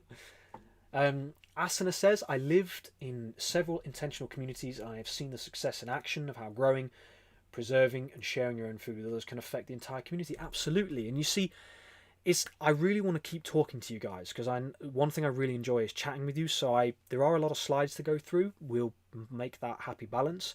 I like it because, I prefer to have more to talk about than less. A joust. Yeah. So if you didn't hear, everybody, I'm challenging King Charles to a jousting match for the throne of England. And then that way, once we get there, we can dissolve all of the nonsense. We can sell the crown to a Saudi Arabian prince for £5 billion, and we can start taking the land back and giving everyone 2.5 acres. Which is the joke, just in case anybody splices this video and sends it to King Charles. Maybe it isn't a joke, I don't know. Maybe. Let's see. Deborah says, "I've planted trees through the Arbor Day Foundation. I love trees. Amazing, incredible. I absolutely love that." Brizzy says, "James, you are describing exactly how I want to live. Woods, garden, pond, bees, all of it. It's what we're working towards right now. I love that, and I agree with you completely." Celestial Rose Collective says, "David was a holy grail mage. We are actively doing grid work just by being here and holding the energy of peace and love. I've joined late, but I'm so pleased to be here." Absolutely, I agree with you completely. And you've joined at the perfect moment. So absolutely, we are definitely holding that space. Karina, you think you probably headed off now, but thank you for tuning in. Very kind of you. Send you my deepest love. Blas says, "That was so kind. Thank you. Service to an apparent pathocracy, corporatocracy, autocracy, kakistocracy." I don't know what any of those are, so you might have to educate me, Blah. But I appreciate you sharing. I think I know what one of those is, but you'll have to let me know. No, I couldn't imagine it. We are all there. Love to see this joust. Yeah, well, the whole point of that is that, being able... There is 6.6 billion acres of land that the Crown owns, as much as, God knows how much resources and funding. You imagine just directing all of that straight back to the restoration of Earth. 6.6 billion acres of land, using Buckingham Palace for a colossal university for students, get rid of the nonsense, get rid of the guards, get rid of all of the craziness, and just make it available. Make it the world's centre for planetary restoration. So anyway.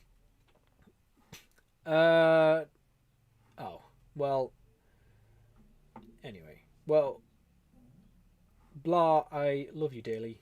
Appreciate the support, Annie. I was only joking, by the way, just in case. But anyway, Blah, I love you dearly. I don't think that your comment was particularly out there, but anyway. Again, thank you all for being here. So, right, let's keep going. Let me just double check here. We probably need to do our next meditation, but let's do our next meditation, guys. Let's do our next meditation. Raina says you have a nice laugh. I appreciate that very much. It's kind of you.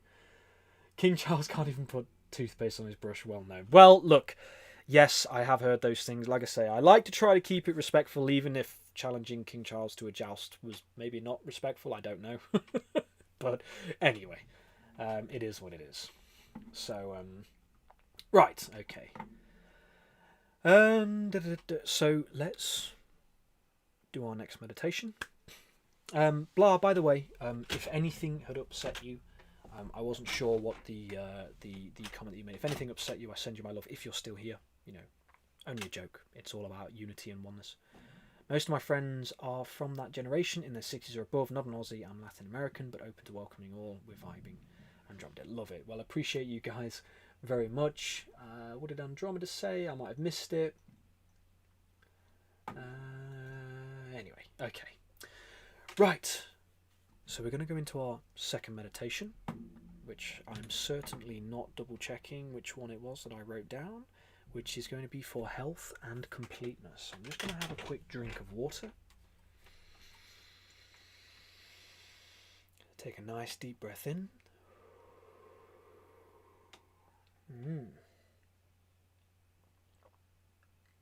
Hopefully we haven't dropped too many frames. It does say 318, but I think we're holding steady.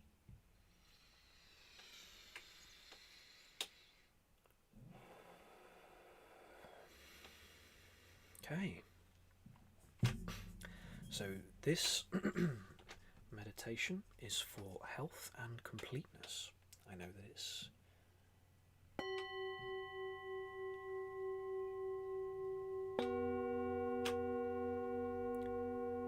just bring yourself into the present moment.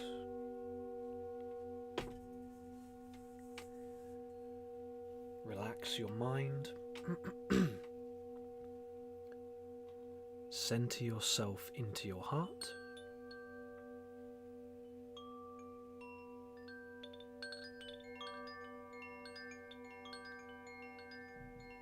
Bring yourself to a fully present place.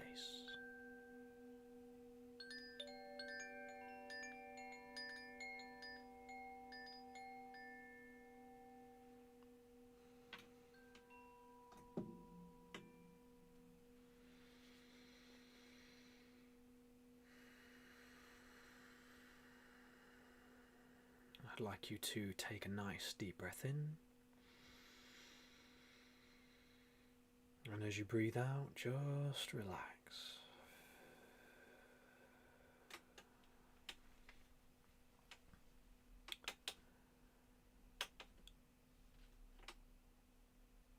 Focusing on our heart space, I would like to welcome the knowledge and the truth of our miraculous anatomical system.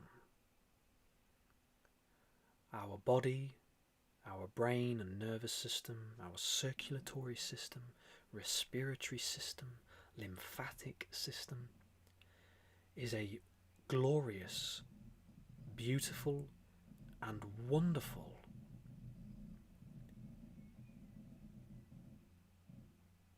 collection of perfect engineering. It allows us to exist. It allows us to have an experience through our five senses, to be able to see, to hear, to taste, to touch, to smell, to be fully interactive with our third dimensional physical experience. Whatever you are going through right now, health-wise, I'd like to invite the deepest level of healing and completeness. May your body work in perfect harmony with each of these systems. May we tend to our minds, may we tend to our bodies, may we tend to our hearts. May we find that our physical body, our mind, heals itself impeccably. May our DNA always be running at the most optimal program. May we be healed from all ailments.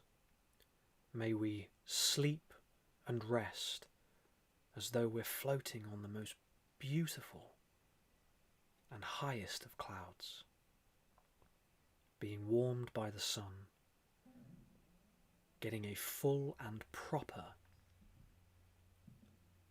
recovery through our sleep, through our dreams. And may we learn anything that our body is telling us with little ailments, a niggle in the shoulder, in the knee. May we be aware of any potential metaphysical reasons for these ailments being present, so that we can enrich our lives with the completion of this lesson, and therefore move forwards with the personal medicine that may then be shared for others around planet Earth. For every one thing that we overcome, there are 1,000 people that could benefit from our experience and wisdom. May we find completion in all strands of our DNA, working in harmony, healing all potential fragmentations from beings, civilizations, ancestors, past lives. May we swiftly, quickly, and easily come to complete whole healing. May this wonderful and beautiful experience be felt by all souls on planet Earth. May we see the end of suffering through our minds, our bodies, and our hearts. May we embody the strength and courage that comes with healing, and feel the power that resides in the sun that burns in our bellies, the roots that grow from our spine, the love and passion that bursts forth from our sacrum, the forest that grows in our heart, the roar of the lion and the soft call of the deer that exists in our throat, the eyes of the owl and eagle that exists right in the centre of our mind, and finally the sovereign truth, the knowledge of all that is waiting to be awakened right on the top of our head. May all these systems turn a brilliant white light, and may we see more people illuminated with the knowledge of all that they have come to remember, heal, and experience. Dana Ho-wio, it is said, and it is good. Namaste and Amen. I leave these little moments here for you to contemplate, say your own words. But I encourage you to remember the power of our collective meditations, and that there is a very real meditation effect that we are doing right now. And I feel good. And I think there is wonderful things happening in the world because of our efforts. I'll give you just a moment now.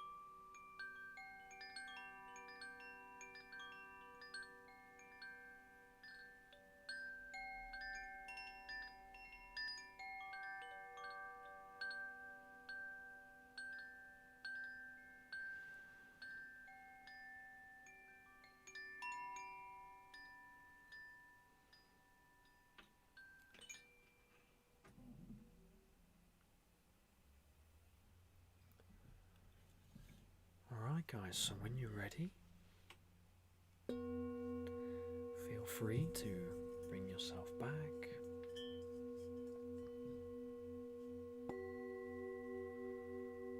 Allow the sound the singing bowls just to bring you back to the present moment. I want to thank you all for spending your impeccably precious time with us.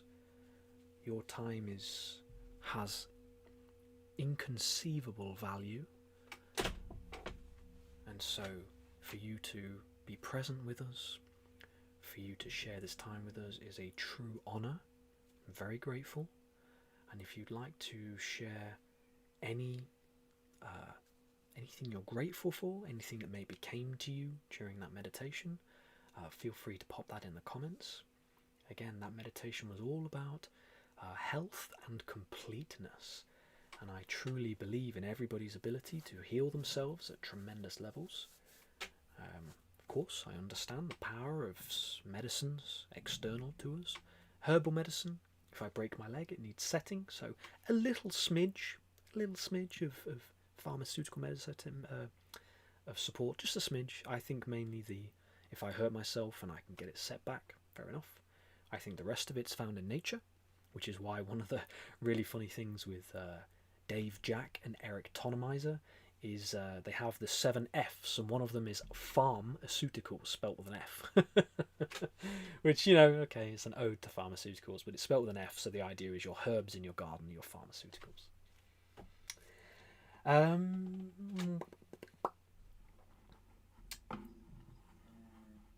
Let's have a look here. So I'll go up a little bit just to make sure that I'm not missing anything.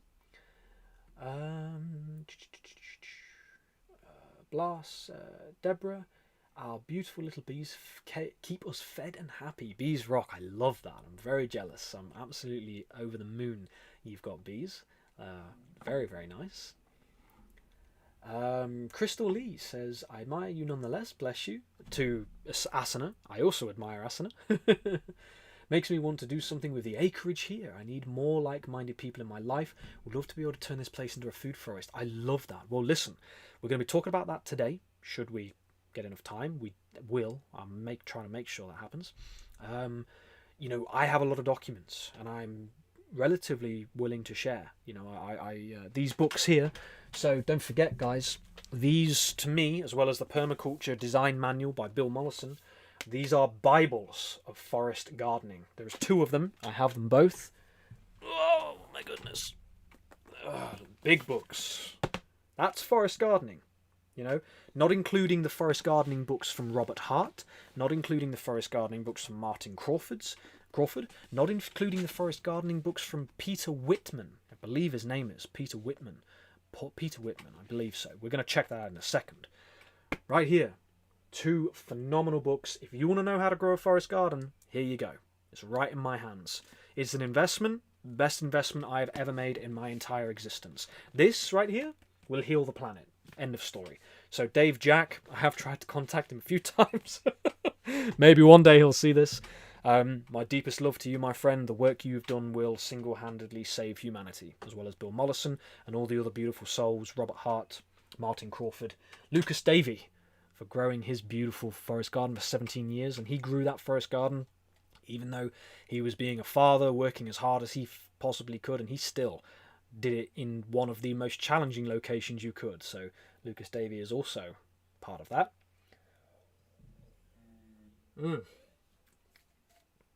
I found this on the floor, by the way. So Annie and I were in Devon, and I think this dint here was why they left it behind. You can't even see it. There's a little dint in it. It's a copper water bottle. I used to have one, and I don't know where mine one is. It might be with my mother. This was on the floor. Copper water bottle. How crazy is that?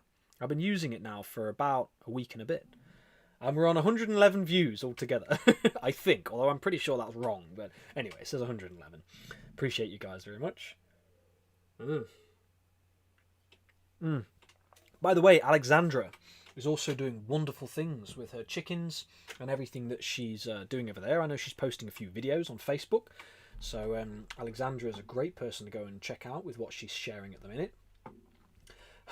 Asana says, could you imagine King Charles doing that? Probably not. I'd love to see this. Have I gone a bit too far up? I have, haven't I? We've already gone through those comments. Blas says, that sounds amazing. I've always been about sharing, sharing communities. We're here to give, expand, adapt, and evolve onward. I agree with you completely. I'd like to see that match. I already know who the winner would be. Look, you never know. I might lose. Of which point, I don't know what's happening. All right. Bradeen says, copper, how wonderful and healing. Absolutely. I'd love to have a copper mug eventually. They're relatively... I don't like to buy things off Amazon. I try to source them. Facebook Marketplace is a good place. eBay's all right because I like to get things secondhand if I ever do get things. So, yeah. Andromeda says, love this meditation, James. I feel my body's lighter now. Beautiful. I'm very pleased to hear that. Suzanne says, the meditation was fantastic. Thank you. Prince Royal says, keep calm and joust on. Love it. Let's have a look here. Mummy Malins says, amen. That was beautiful, James. Love you dearly. Love you too, Mama. And tell Dad I love him as well. Lydia says, lovely. Thank you. Thank you, Lydia. It's very kind of you. Susie says, great meditation. Felt that deeply. Beautiful enlightenment. Thank you for the love. Tree Dog, fantastic meditation. Thank you so much. I am grateful that we're all doing this together. I agree, Suzanne. Grateful to you. Love the chimes and bowl. Was beautiful. Thank you, Raina. Beautiful. Thank you for the meditation. Says great popcorn. That's my pleasure. Thank you. Crystal Lee, beautiful meditation. Thank you. I had an epiphany when you said that whatever you heal from, 1,000 people can benefit from. I needed to hear that. Beautiful. And that's the power. You know, like that really is the power that I think a lot of people very slightly sometimes overlook, is that when you're going through hardship, when you overcome that hardship, and you will, your impact to other people is absolutely phenomenal. You know, like for other people to be able, I myself, you know, other people sharing what they do helped me, you know, in incredible ways. So a look here. We'll get back to the slides very shortly. Asana says, this is beautiful. This is what community is all about. Helping, sharing, listening, learning, and loving. So grateful to you all. I'm grateful to you too, and I agree with you completely. Copper, wow, lovely. Thank you. I'll get those books today. Amazing, Crystal. And Crystal, if you're in any of the groups, Facebook, Telegram, Discord, if and when you do get them, I say if because I don't want to put you on the spot, pop a message. Would love to see. Because I've gone through these. You can see I do something very interesting. I glue ribbons to my books, so I have so that I can make notes of different pages. But you'll see in here that I've gone through this book. I also highlight a lot of books. So that's the 100 species. So, you know, slowly but surely, we haven't had a chance. I mean, I haven't. Lucas obviously has. I haven't had a chance to grow a forest garden yet, but the time is coming, one way or another.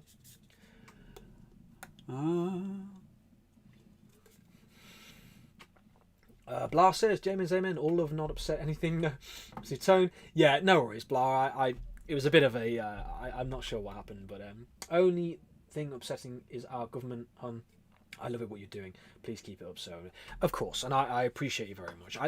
Again, love to the moderators: Annie, Bradeen, Susie, Celeste, Lucas, Defristo, whenever he is here, and whenever he can tune in. People, I really appreciate you guys moderating. If anybody's comment ever gets deleted and you think it wasn't, fair, then just know I love you dearly. The moderators do the best they can. Sometimes things are a little ambiguous and it's best to be safe than sorry. So, it is what it is. But you're always valued. Always. You're deeply valued. You're deeply appreciated. If that ever happens, please don't feel bad. Pop a comment again. I'll always try to read them out. So that's something I'm very passionate about. Agave came in there somewhere. I love agave. I wish that I could grow it myself because, of course, it is being flown over from however many miles in whatever direction, but it is a great alternative. We could do that too. I have experimented with a lot of things. I've done a 21-day melon juice fast, which was phenomenal. I didn't have any food other than watermelon, and the way I felt was really fascinating. I won't talk about that now. I want to get back to our slides.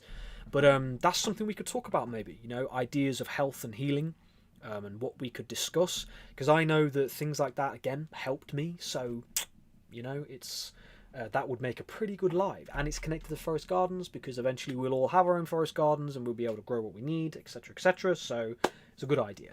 Our next meditation is at 2 hours and 9 minutes. Okay, we've got plenty of time. Alexis, thank you for being here. Hi from the Eden Valley in Cumbria. Very kind. Cumbria, so United Kingdom. Eden Valley.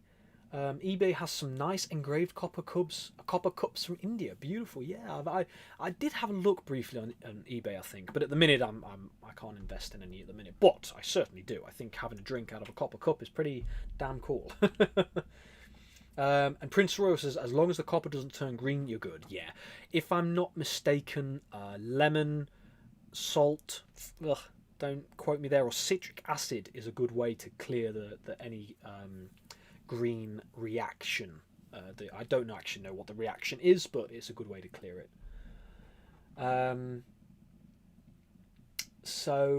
Right, I live in a forest but never thought of gardening the wild part of it. Have my own little garden in the back. Okay, so Zoichika, really beautiful thing. We're going to get to this. We're going to get to the part where we talk about the forest garden, because there's something called gardening like the forest. So in that book, it makes the distinction between gardening in the forest and gardening like the forest. Now, Lucas did mention about using the edge of the forest, which is absolutely right. We also have the 7 layers, and there is the inner part of the forest as well. So the inner part of the forest, you can plant shade-tolerant species. Things like gooseberries and currants, depending upon the climate, good for shade tolerant. So there's all sorts you can do. So if you live in a forest, or if you live very close, have a look. It's well worth it, and you're contributing to the restoration of this entire planet. So as far as I'm concerned, that's a pretty good venture. Deborah says thrift stores have good stuff too. I agree with you. I'm often trying to go into charity shops, less so now, but I do enjoy doing that. Mark Zehammer. James, you won't believe this. I am working on a song while watching you, and the part of the recording has a moaning bit at almost the same time you made the exact sound at the sip.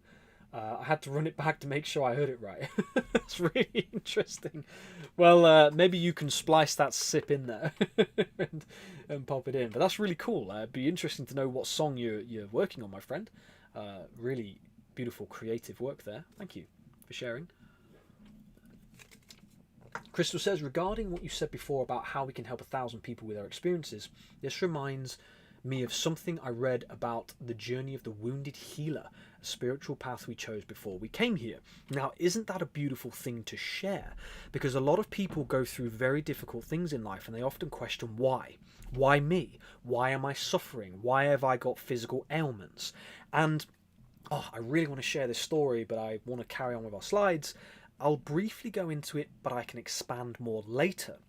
There is a beautiful story of a gentleman who had a boy, he had a child, a young boy.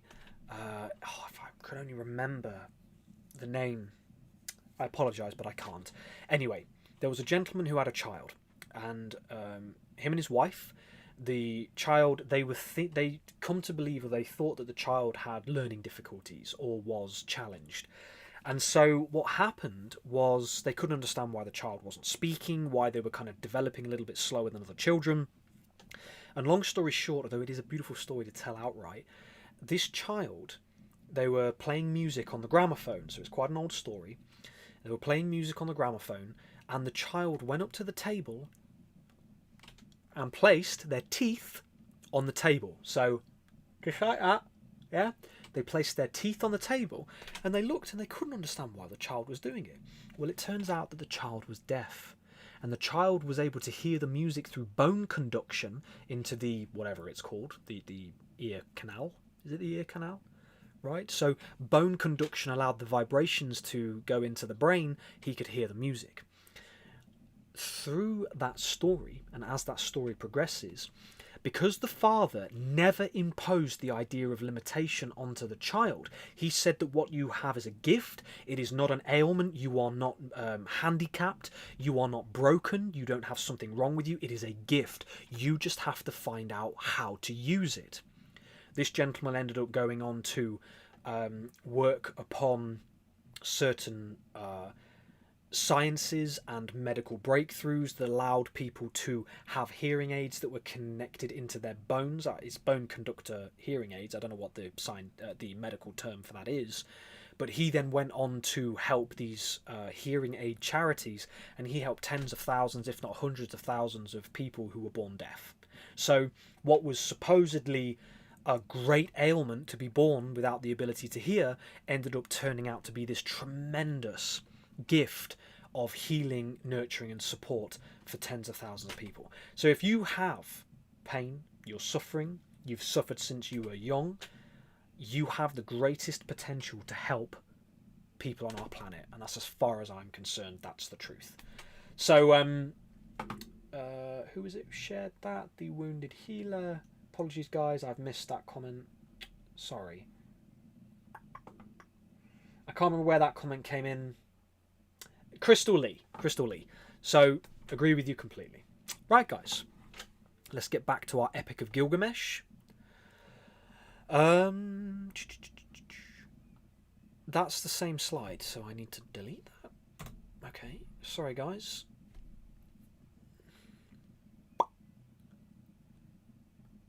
Right. Full monitor. Present. Okay. The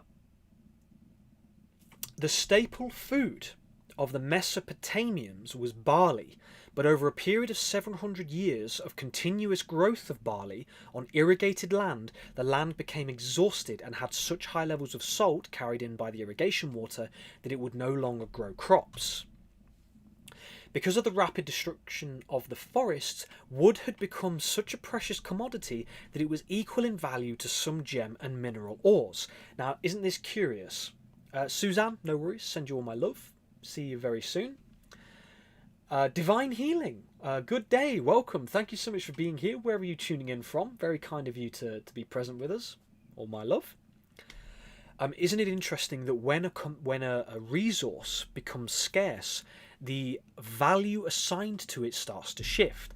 Now, we live in a modern society where a lot of people very much value luxuries and, the ability to have precious gemstones and things like this, and that's fine. I'm not going to criticize that. But you can't eat diamonds, when there's a shortage of food.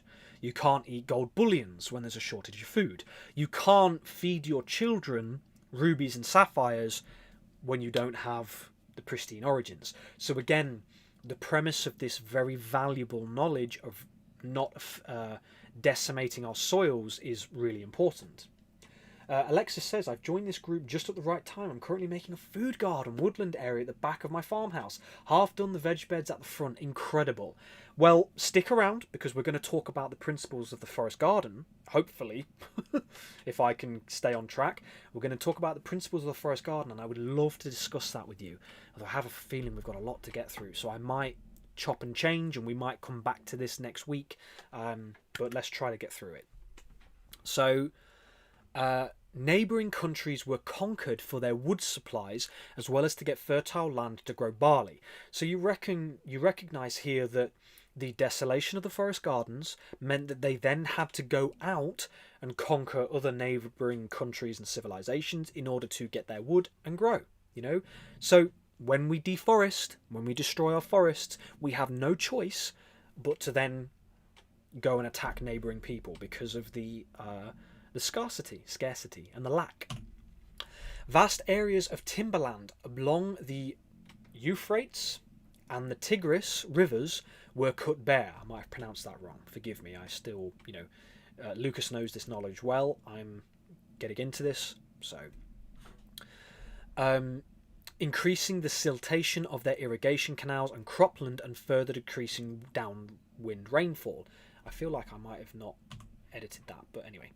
The result of this local climatic change was more than 5,000 years ago was widespread famine, obviously.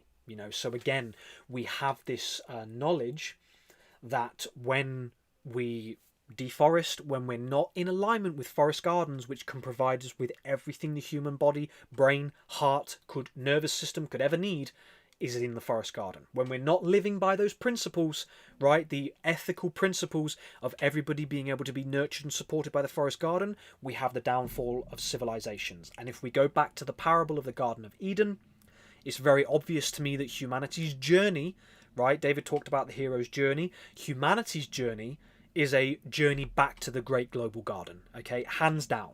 I feel in my absolute bones all 8 billion people on the planet are involved with this.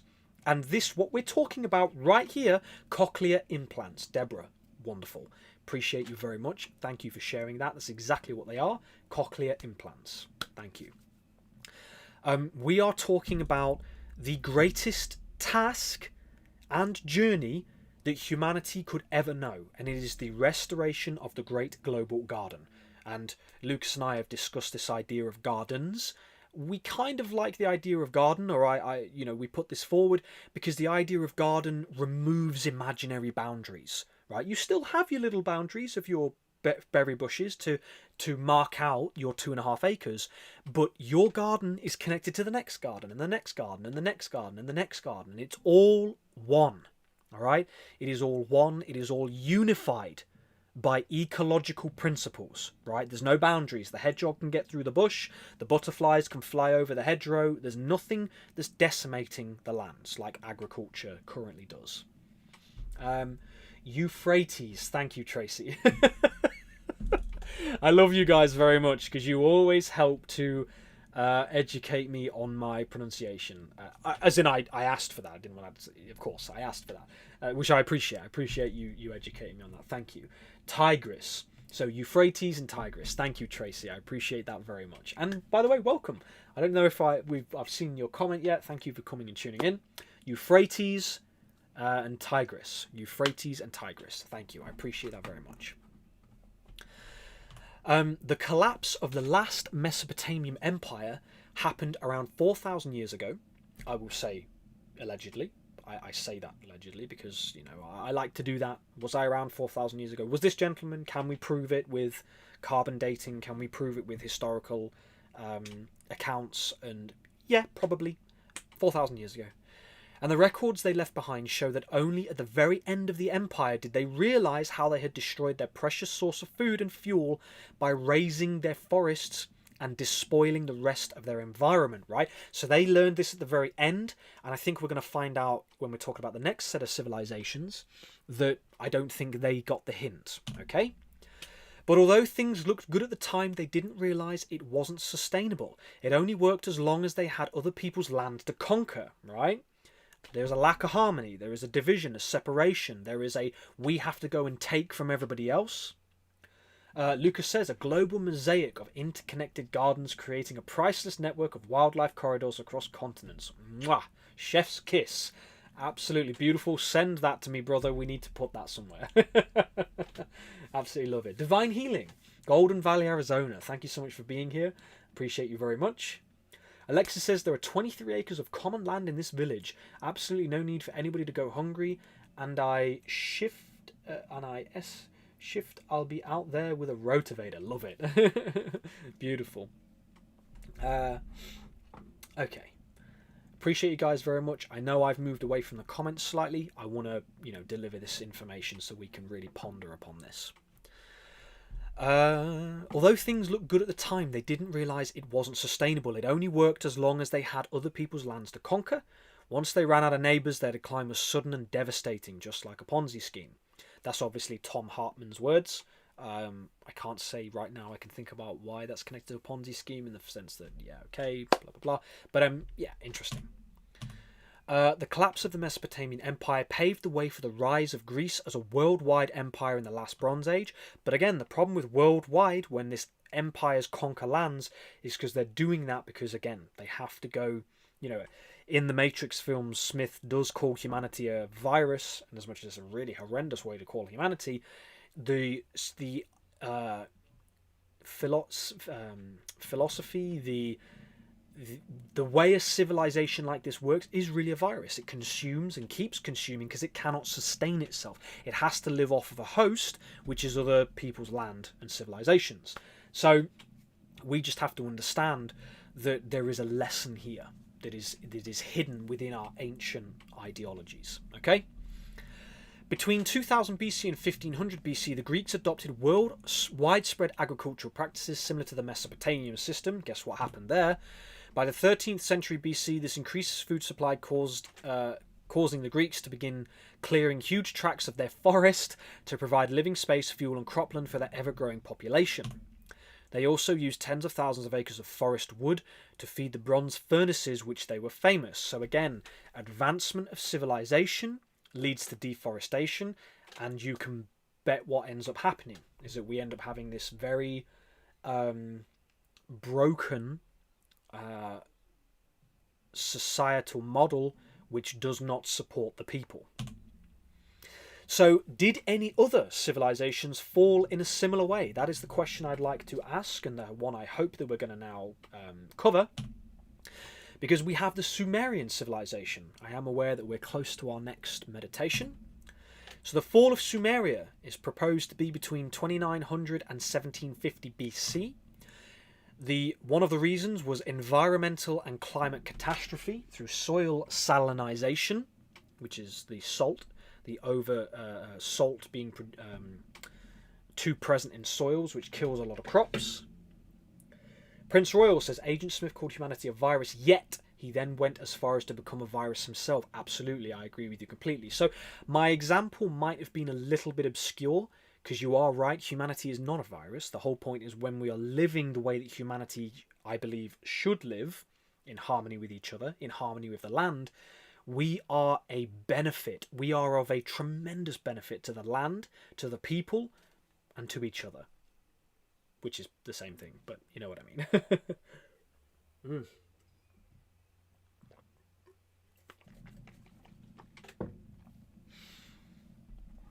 Okay, let's keep going. Mesopotamia's flat terrain meant water drained poorly. Evaporating irrigation water left behind salt deposits in the soil. Over generations, the land became increasingly toxic to crops. Wheat cultivation virtually disappeared from southern Mesopotamia in 1700 BC, replaced briefly by more salt-tolerant barley, which then also failed. Agricultural records from the era show grain yields falling by 65 to 70% over roughly 1,000 years. Now, let's not forget that these civilizations didn't have tractors. They didn't have heavily mechanized farming practices, which are able to tear up and rip the soil at absolutely catastrophically rapid rates. So this 1,000-year, and I don't want to sound doom and gloom, again, we're holding the solution in our hearts. Yeah, we've got the solution right here. It's edible forest gardens. It's forest gardens. It's the global garden of the great global garden. It's right here. And the more we talk about this, the more videos that I do that hopefully go out there, the more we start to gather the people. Right? That's the power now. We're here to gather the people under one unified idea, which is connected to the whirling rainbow. I ironically haven't... hold on. I haven't moved this yet. One of the great Arthurian philosophies is also the flowering of Logres. Check it out. There's another rainbow. Yeah, the whirling rainbow prophecy, unification of all nations, all peoples, and all creeds, which is also prophesized to be a great return to the land to heal the land. That is where we are right now. We are fulfilling the whirling rainbow prophecy. We are fulfilling the task of restoring the great global garden, even if it is just a conversation in this moment. It might just be a conversation, but it is a powerful one, and one that we are fulfilling. Okay, and I don't think I've told you guys, did I mention about the idea of a political party? I think I did. Will it work? I don't know. Is it necessary? I don't know. Is it the path? Maybe. Who knows? Right now I know that we're right where we need to be with what we're doing. So, Mummy Malins says, power in the people to bring this into fruition. I agree with you, and that's what I believe. So what came to me is that now it has to be through the people. This is very much connected to the Arthurian principles of the Round Table, that it's not just about the knights, the kings, the ladies, and the queen. It is about bringing the people together through principles, virtues, and ideas which are good and decent, which allow people to embody that higher level of character, which when we then go out into the world to fulfill the great task of restoring the great global garden, we are doing so in a way that is truly beautiful, and other people can pick up that torch, light their flame from our torch, and continue as well. So, again, as I was saying, what we have here with the Sumerian civilization, let's come over here, is that when we are just growing wheat, when we are just growing barley, when we do not have the 500 plus edible species that are involved in our forest gardens, we can have literally of fruits, berries, nuts, shoots, mushrooms, leaves, roots. When we are growing to this level, we are able to have over 500 edible species within our forest gardens, should you wish. So wheat and barley alone, bread, we have this idea of bread and bread alone. There are 500 species that most climates will have. If you're in a tropical climate, you probably have 5,000. If you're in a temperate, 500 is pretty damn good as far as I'm concerned. So, yeah. Wade says, be the living prayer so others may follow. I agree with you completely. So I'm sorry, guys, if I have not been engaging with the comments. I know you guys have been chatting with each other, which I absolutely dearly love. So yeah, I'll keep going. Anyway, let's have a look here. So the other thing that was a great failing of the Sumerian civilization was the introduction of monarchy. Kings derived, legitimacy from the gods, specifically from Enlil and Nipper, considered the chief deity. Any king wanting true authority had to be recognized by Nipper's priests. Now, to me, this is the first major flaw, because you are immediately delivering a tremendous amount of power to a handful of individuals, which is the deified selection of an individual to become king through the recognition of priests, etc., which we've seen in many. We saw it in Egypt with the pharaohs. That's been a case for many civilizations. This gave the priesthood enormous political leverage over secular rulers, creating constant tension between temple and palace. The concept of kingship itself was relatively new in Sumeria. Earlier city governance had been more communal and assembly-based, and the transition to monarchy was never fully complete or accepted. I wonder why. Because having central global leaders is not beneficial to the true nature of humanity's way of life, which is how we should be living, which is sovereign individuals fully connected to our global gardens, allowing us to live in complete harmony with ourselves, each other, and nature. So, hold on. Give us this day our daily bread. I do believe, and I apologise for anybody who might find this slightly offensive or upsetting, I do believe that's a little bit of a plant. Because as much as we're talking about give ourselves our daily bread, there's a lot of theories on bread, although Lucas and I and Annie are certainly a fan of beautiful sourdough breads. But there is a theory that, things like fruits and berries and nuts and shoots and leaves and roots have a tremendous amount of higher levels of benefit in comparison to bread. Now, I know Lucas has mentioned as well that there's, even Anastasia mentions there's great benefit in, organic flours and wheats and things to grow breads.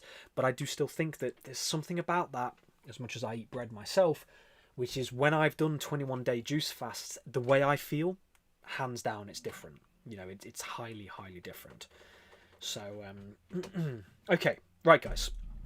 I think we are on for our next meditation. Let's just have a look here. 2 hours, 9 minutes. Yes, we are slightly late, but that's okay, because we're all in divine timing. All right, guys. Okay. Take a nice deep breath in. And as you breathe out, just relax.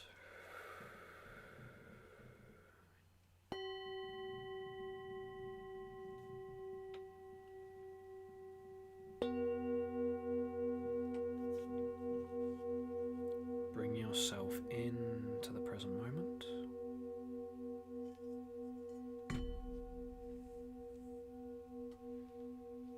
Allow yourself to be fully connected with your body, your feet, your calves or lower leg, your thighs, all around your hips and that very sacred area, your belly and your spine, all of the way through your chest to your shoulders and down your arms to your fingertips.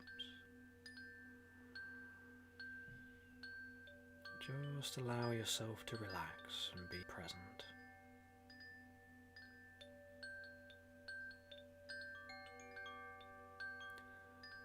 Bring that relaxation all of the way up to your jaw, your cheeks,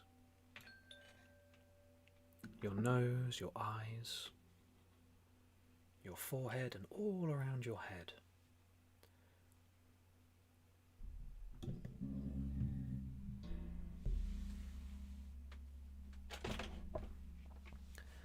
Just allow yourself to find that deep inner relaxation. And of course, with your beautiful blessing, I would like to share our I am with you prayer. So I will present that. So keep your eyes closed if you wish, or keep them open, whatever's better for you. Just take another nice deep breath in.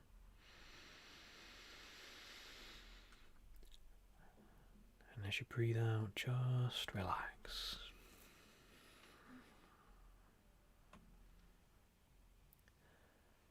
This is our third meditation. And so, imagine bringing yourself right into the center of your heart, where all of your guides, your loved ones, and I would suggest the universe, all that is, Great Spirit, Great Mystery, God, resides very peacefully, very quietly, right in the center of your being, right in your heart. I'd now like to share the I Am With You poem. Great Spirit, I am with you, I am present, and I am here. I give thanks to the people of plant and stone, to the people who stand where their roots have now grown.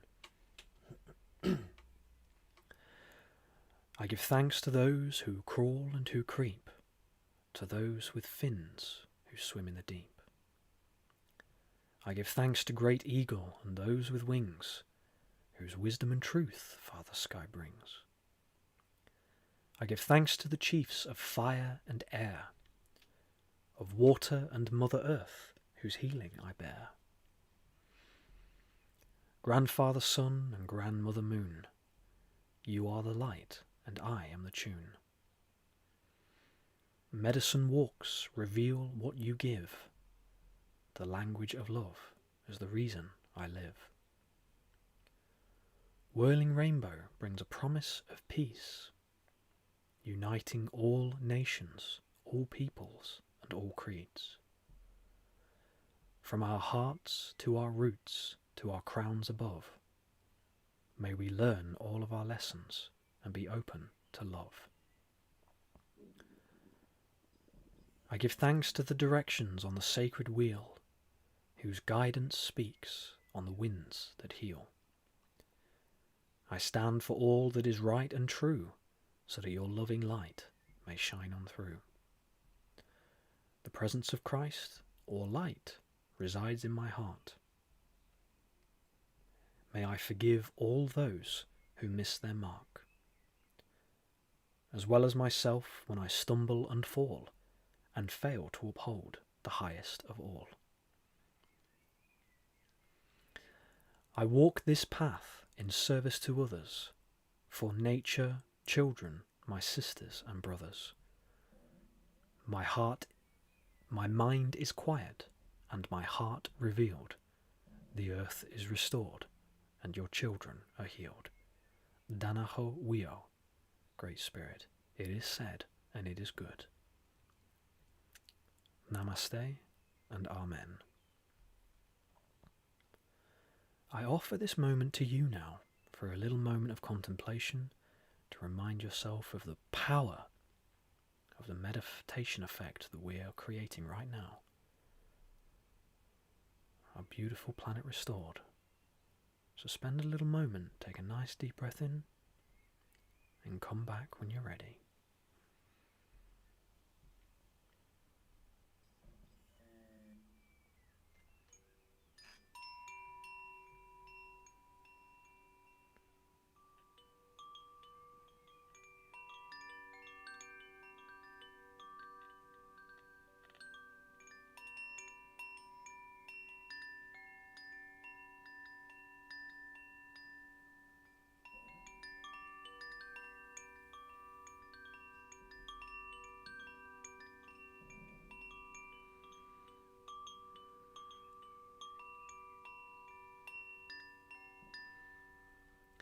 Alright guys, when you're ready, please feel free to bring yourself back.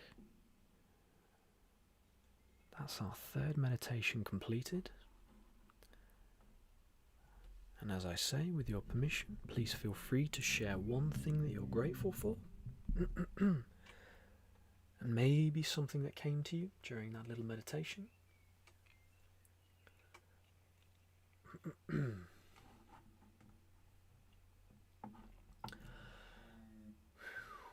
Okay, so I know I might have to actually have a look, because I do know that there's a little bit of a delay, I think, from when I go live. So I think there's about a 20-second delay, give or take. So it's not terrible, but I think I can fix that. So I might have a look at that next. And, oh, look at that, guys. We are at 333 views. Let me just pop that up on screen. How lovely is that? Hold on. Oh no, did it go? Hold on. Wait. Let me come back.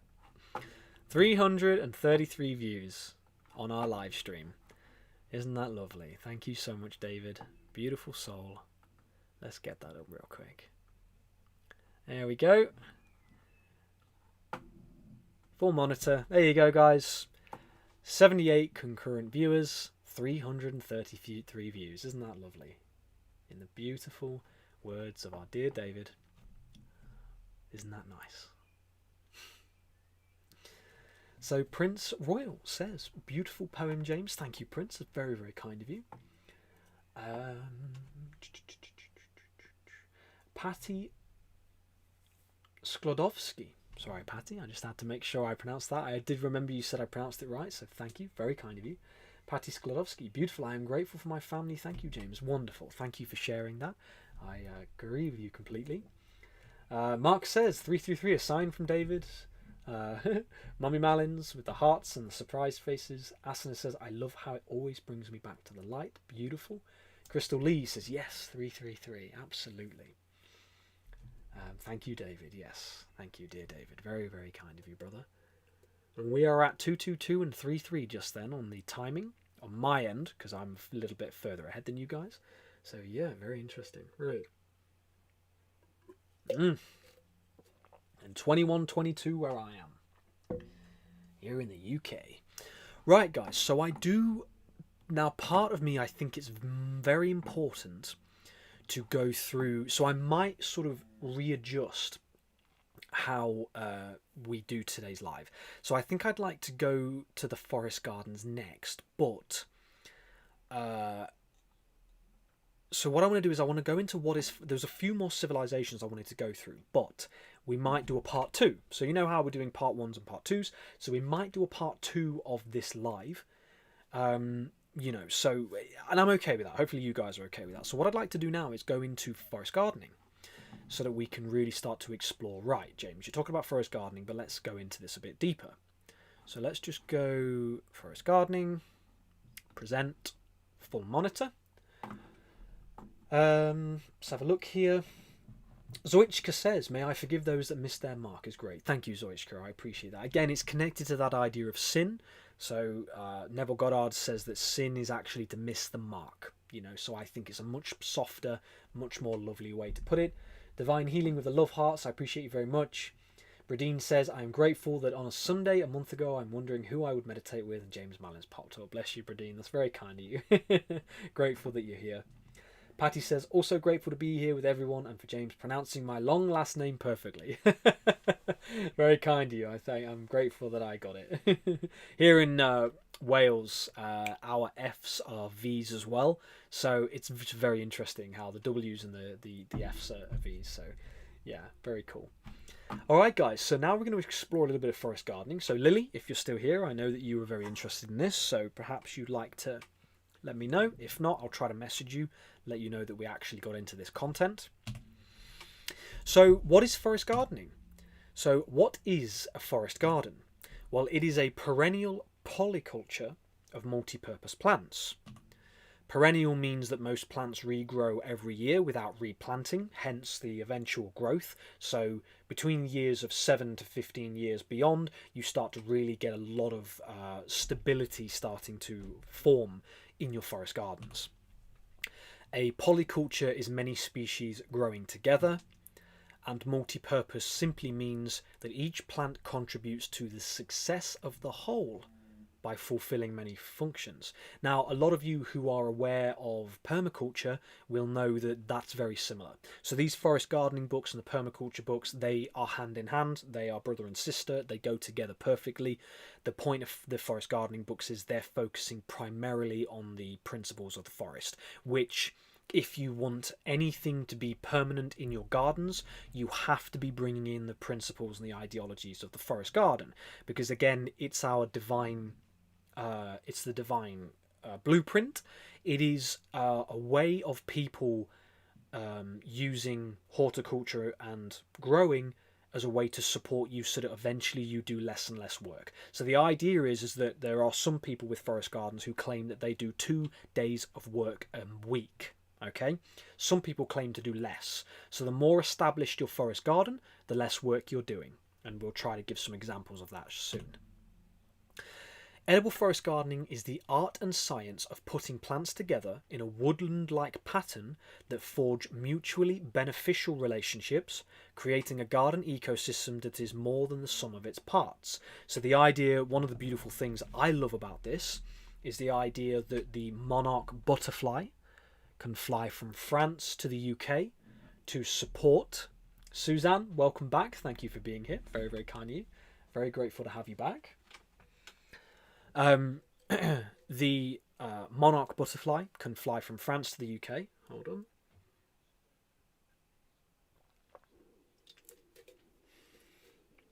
Excuse me.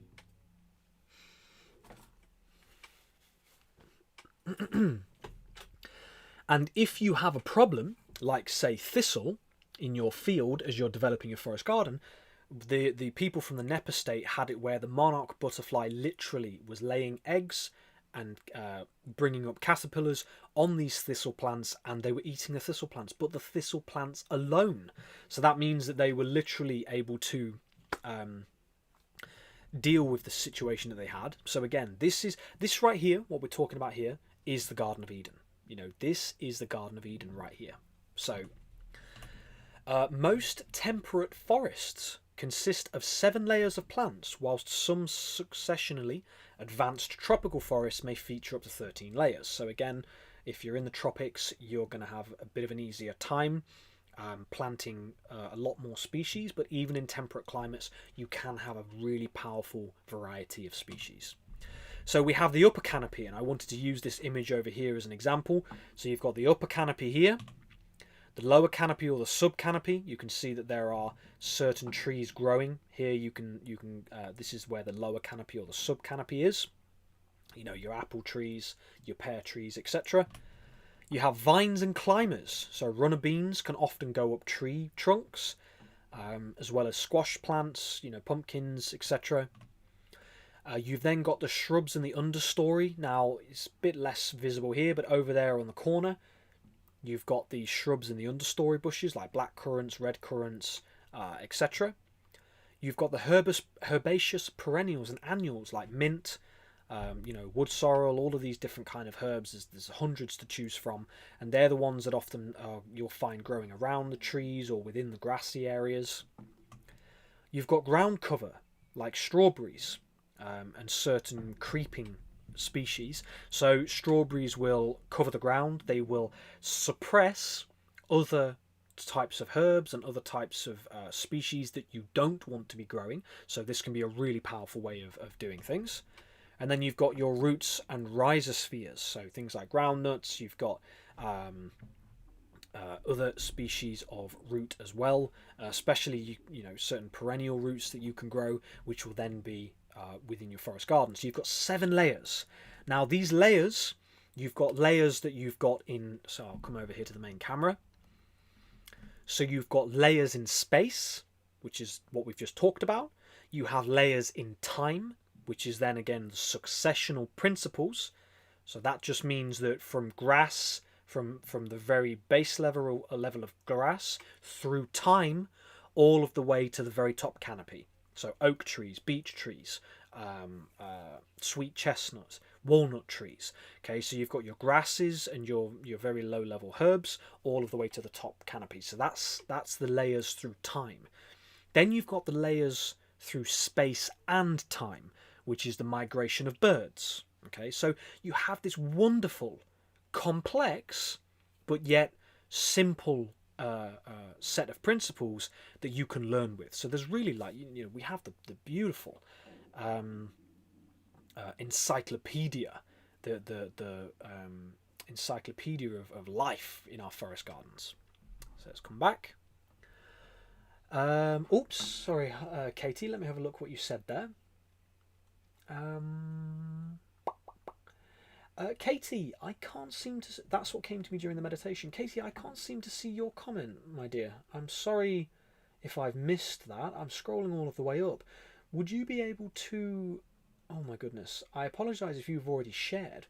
Could you share again? Because I seem to have lost your comment, which is a real shame. Zoichka says, yes, I have strawberries that are very resilient and pop up every year in my garden without a care. I love that. We also have wild strawberries near us, and I pick them every year, and we have a few handfuls. It's really gorgeous. They're the most amazing, fragrant and sweet strawberries you ever had in your life. Much better than, I send my love to your standard conventional strawberries, but they're so wonderful.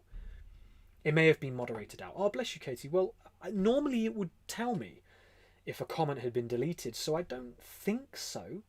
But apologies, Katie, if it has. I don't know if you're willing to share again. I don't know how much you'd said, but apologies that I have missed that. All right. Blah whatever says, love and light peoples. I'm grateful for all of you. Likewise. Freaking love the poem. Beautiful, folks. I've got to go. They're upsetting. I'm not being mindful present as usual. Otherwise, they pay me no mind. Oh, bless you. Well, Blah, I hope that you are feeling good. I hope that you feel better, sorry. I send you my deepest love, and hopefully we'll see you next Sunday. So you take care of yourself, and we'll catch you very soon. See you later. Alexandra says, yes, I see sinners missing the mark as well. Yeah, beautiful. I appreciate that. Katie says, let's pray for California. Absolutely, without a doubt. Excuse me. Suzanne says, thank you. See you next week. Yeah, absolutely. What a deep, beautiful explanation. Powerful creation of what a forest garden is, my love. Thank you, Annie. I appreciate that very much. You get it behind the scenes, although you've been working very, very, very, very hard. So you haven't had a chance to see this one, but I will show you when we've got. But yeah. Crystal says, jealous of the UK weather. I live in Queens, Australia. It's always quite hot and humid here, but we can grow strawberries. Well, I tell you what, Crystal, a lot of UK people would highly disagree with you.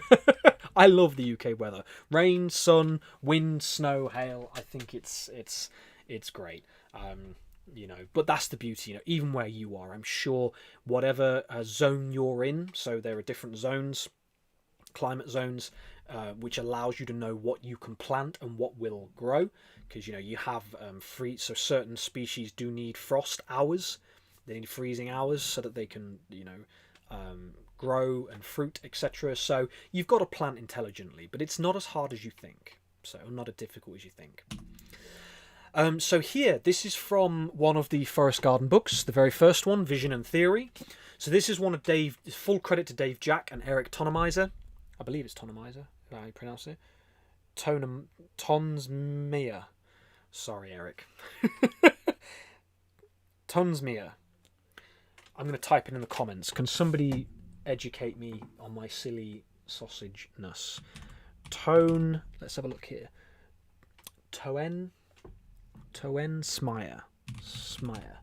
Can somebody tell me, break that down and pronounce that? You are all educating me wonderfully in my in my grammatical side. And he says Welsh weather is an actual new level. It is. It is rain, then it is sun, then it is wind, then it is snow. It is really something else, but I love it. So here we have a beautiful depiction of the 7 layers. So we've got the overstory, the canopy. You can see the understory here under the shrub bushes. And again, understory where the herbaceous layers are. We've got the root zone. You can see the beautiful taproot. That's why I love these books. You've got the taproot here of this, whatever species this is. And you can see that they go deep. This is how the trees truly support themselves. Susie says you get 5 seasons in 1 day in Scotland. Yeah, I don't think we're too far away from each other on the weather department and on the geographical department, of course, but the weather department definitely. And then here's another great example. So you've got the tall tree layer, the low tree layer, which is below. The vine layer goes all of the way up. So the vines that travel up the trees go all the way up. We've got our shrub layer, the herb layer, ground, and then root below. So this is basically demonstrating here that different people have different ideas of the layers. So you've got lower tree canopy, upper tree canopy. You have the tall tree layer, lower tree layer. But regardless, it demonstrates just fine. So this can all be productive. If you've got pine trees, you've got pine needles, you've got pine pollen. If you've got the climate for it, you can grow pine nuts. You've got berries, pears, persimmons, apples, mulberries, blackberries, red currants, honeyberries, cloudberries, chokeberries, blackberries. You've got all kinds of species and varieties, because it's not just one variety of pear, it's multiple varieties of pears. So the other idea to this, we'll also check when we're next doing our meditation, 2 hours 52, great, got plenty of time. So you see different varieties will flower and fruit at different times. So it's not just about gathering your produce, it is about knowing that you can have the smell of blossom. You can attract certain insects at different times. So if you want to have pollinating species, okay, so you want to make sure that all of your insects, all of your animals, and your species have pollinators throughout the year, you can design so that certain flowers will bloom certain times of the year, and hopefully for the vast majority of the year you can have flowers blooming. So you've always got food for your insects, you've always got habitat for your insects, for your animals, all throughout the year. That's the beauty of a forest garden, is that you're designing. It's like artwork, it's like painting, it's like music, it's like poetry. You're creating to include all of these different elements into your forest garden. And the beauty is that most species, remember the multifunctional, multi-purpose polycultures, perennial polycultures of multi-purpose species. The whole idea is you're growing many plants together that grow year on year that have many functions. That's the point.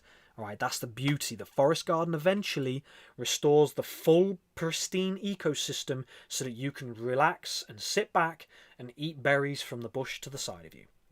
This is what we're talking about, and everybody on the planet can experience this. Okay, so again, I send my love to that chap earlier who was talking about peddling nonsense, but as far as I'm concerned, there is nothing nonsense about this ideology. It includes him as well. So here again, I just wanted to give you this example. This is from Tim Harlan's garden here in the United Kingdom, if I'm not mistaken. Sorry, I was going to say something there, but I'm retracting it. So again, here you can see the upper canopy over... Oops, I'm not even showing you. Sorry, guys. Did I show you the last slide? Hold on. I showed you that one, right? I think I did. I hope I did. So that was the last slide. This is the next slide. So over here in the top left, we have the upper canopy. So it could be sweet chestnut, oak, beech, whatever it is. Then you've got the lower canopy, which again, you can have your lower trees here. You've got some apple and sort of pear trees. These are going to grow up, but these are your lower canopy, your sub-canopy species. Then we've got vines and climbers. They would be in the background. You know, you could have beans, runner beans, all sorts of species growing up the trunks. We've got shrubs and understory. That's obviously everything you can see here, although this is lower canopy as well, but you'd have certain species that are in that lower level. Herbaceous perennials, they're all over. Beautiful here. Your oxeye daisies, probably mints and herbs all around here. Ground cover strawberries again, and roots and rhizosphere. Okay, things like groundnuts and things that you're going to take the roots from. Dandelion root, you know. So you can grow fruits, nuts, vegetables, herbs, mushrooms, other useful plants and animals in a way that mimics natural ecosystems. You can create a beautiful, diverse and high-yield garden that is largely self-maintained. Again, the idea is there is a divine blueprint for our way of life, and it includes everything you see here. Okay, so what we see here is the beautiful design process of forest gardens. Okay. What are the principles of forest gardening? The principles are natural pattern mimicking. So we're mimicking the patterns of the forest. So the edge of the forest, we're mimicking how the forest through succession. So how the forest matures. So you don't just have, 500 trees go up. You'll have trees grow up. Some of them will die off. Some of them will grow at different rates. So you have this wonderful mosaic, as Lucas mentioned as well, this wonderful mosaic of species growing at different levels. They're producing different yields. They're doing different things in your ecosystem, so it isn't fixed, okay? And people might see that as chaos, but there is a great deal of stability in chaos, even though you might find that hard to believe.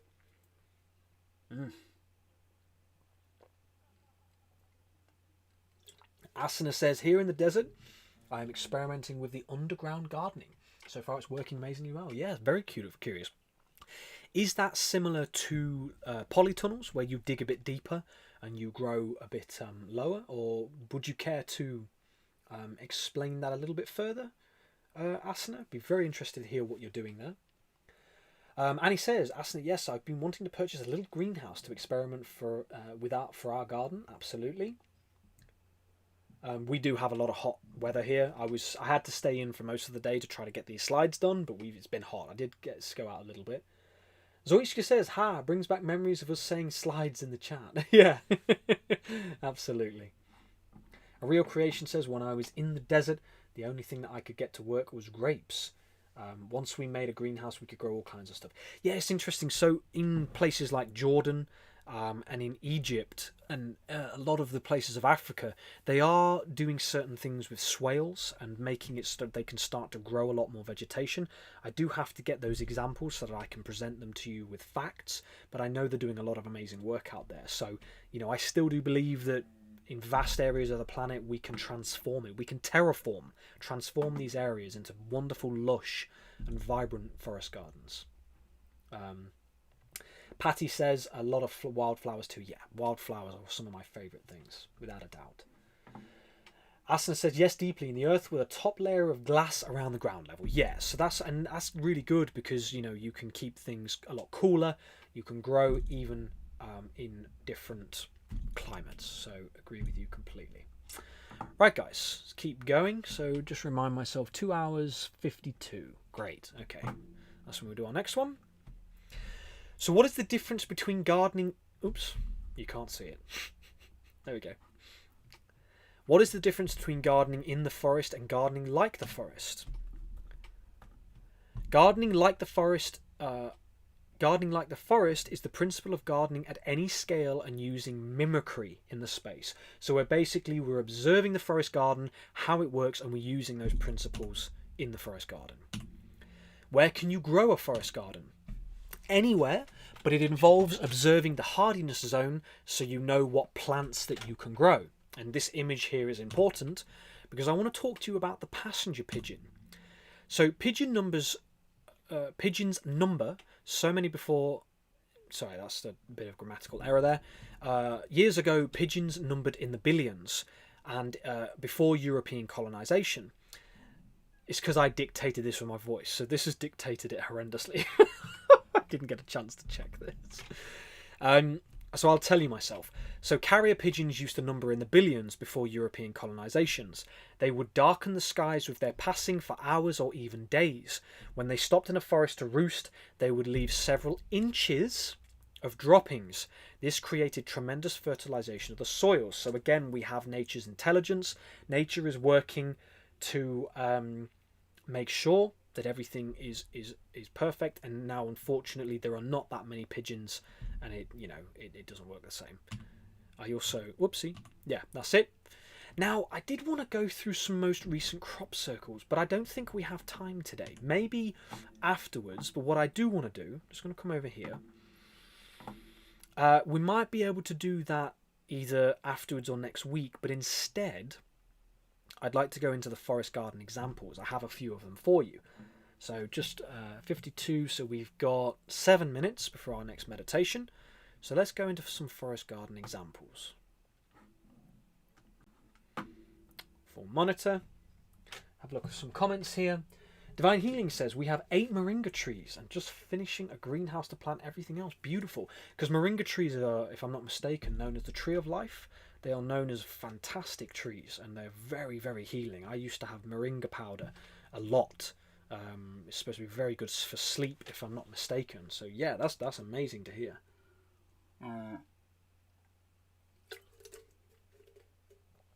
Prince Royal says, asana, does it involve lower level drenched for waterways for farming and gardening in the surface level? I'd like to know that information too.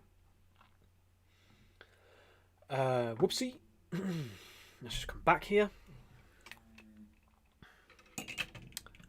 Alright guys, just making sure, hopefully the stream quality is still really good. I would like to upgrade to a 4K camera eventually, but anyway, we'll do that. We'll do that in time. Not quite yet, can't do that just yet, but we will eventually. So the first one is Robert Hart's Forest Garden. Now he is known as basically the grandfather of forest garden, especially here in the United Kingdom. So the creator of this forest garden is Robert Hart. It was located in Shropshire, England. It was planted 57 years ago. So again, I'm unsure in this moment as to whether this forest garden is still going. I hope it is. I think if I remember rightly, I read that they did remove a lot of it, which is just complete lunacy to me, that they, anybody would have been immensely blessed to have moved on to have this forest garden for their own when he passed. It was only 500 meters squared, which is 0.12 of an acre. I didn't match, so in the future when we're giving examples of forest gardens, I'd like to do that quite frequently. We will try to gather all this information, but it was unknown, the workload, the species and the altitude just yet. But you can have a look here on Mortal Tree. I added the source there so you can have a look for yourself of Robert Hart's Forest Garden. So, and there's another link source for you there. I'll keep that on screen for a moment so that you're fully aware of it. And here are some images from Robert's garden. So beautiful. All of these fruit trees starting to grow. Grow up. Hold on.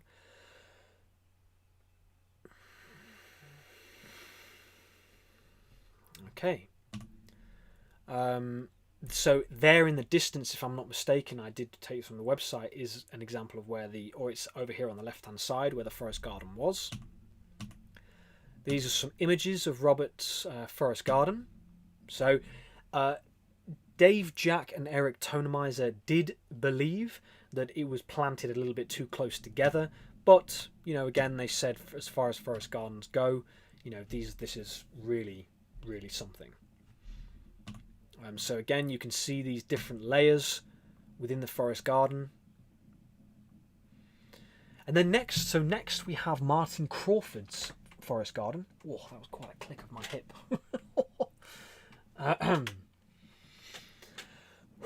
Okay. Sorry guys, I'm just going to take another drink. I could do with a banana really. I'm a little bit hungry.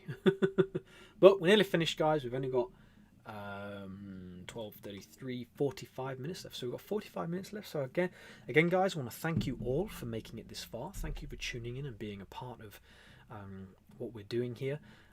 Remember, if you'd like to hit the like button, that would be deeply appreciated. And just know that I'm very grateful to all of you for spending this time and coming and being a part of what we're doing. So very, very kind of you all. And don't forget, guys, if you have anything you'd like to share, I will make sure I'm a part of the comments as well. So here we have Martin Crawford's forest garden, another very, very old forest garden. We've got the way he was growing here, and we'll have some other images in a moment. So the creator is Martin Crawford. It's located in Dartington in the United Kingdom. It's 31 years old and was planted in 1994. It is 2 acres, so 8,093 meters squared. So this is a significant plot of land that he has. I believe it is a part of 3. Crystal says, it's unfortunate our corrupt food standards Australia and New Zealand authority they claim there is not enough evidence that it is safe for human consumption, which is preposterous as we have issues with our TGA as well, which is the USA FDA banning herbal medicines and supplements for similar unfounded reasons. Yeah, it's completely mental, because all pharmaceutical medicines are really, truthfully, derived from natural means. Andromeda says, James, go ahead, eat your banana, lol. We don't want you to faint here on a live. I have to admit, there is a slight sensation of little bit of fainting, but if I do, it'll make for great comedic effect, and hopefully I'll survive for next week. So if there are any wonderful support mechanisms in this house who would like to deliver a banana, I would be very, very grateful. Crystal says that comment was about moringa originally. Thank you for saying that. And yeah, well, look, again, complete insanity. And moringa is a tremendously wonderful medicinal herb. So we just got to do what we do and hope and know that, the shift and change will happen. Let's just come over here. Prince Royal says, well, the hoses could be a few inches underneath the soil. Okay, you're talking about the irrigation of what Asana is doing. Dates and citrus trees grow wonderfully above ground. Beautiful. Absolutely. Anything is possible. Where there's a will, there's a way. Absolutely, Asana. I agree with you completely. Deborah says, my father had a garden behind the house I grew up in. He planted many different types of veggies and had several fruit trees. Nothing better than fresh veggies and fruit straight from Mother Gaia. I could not agree more.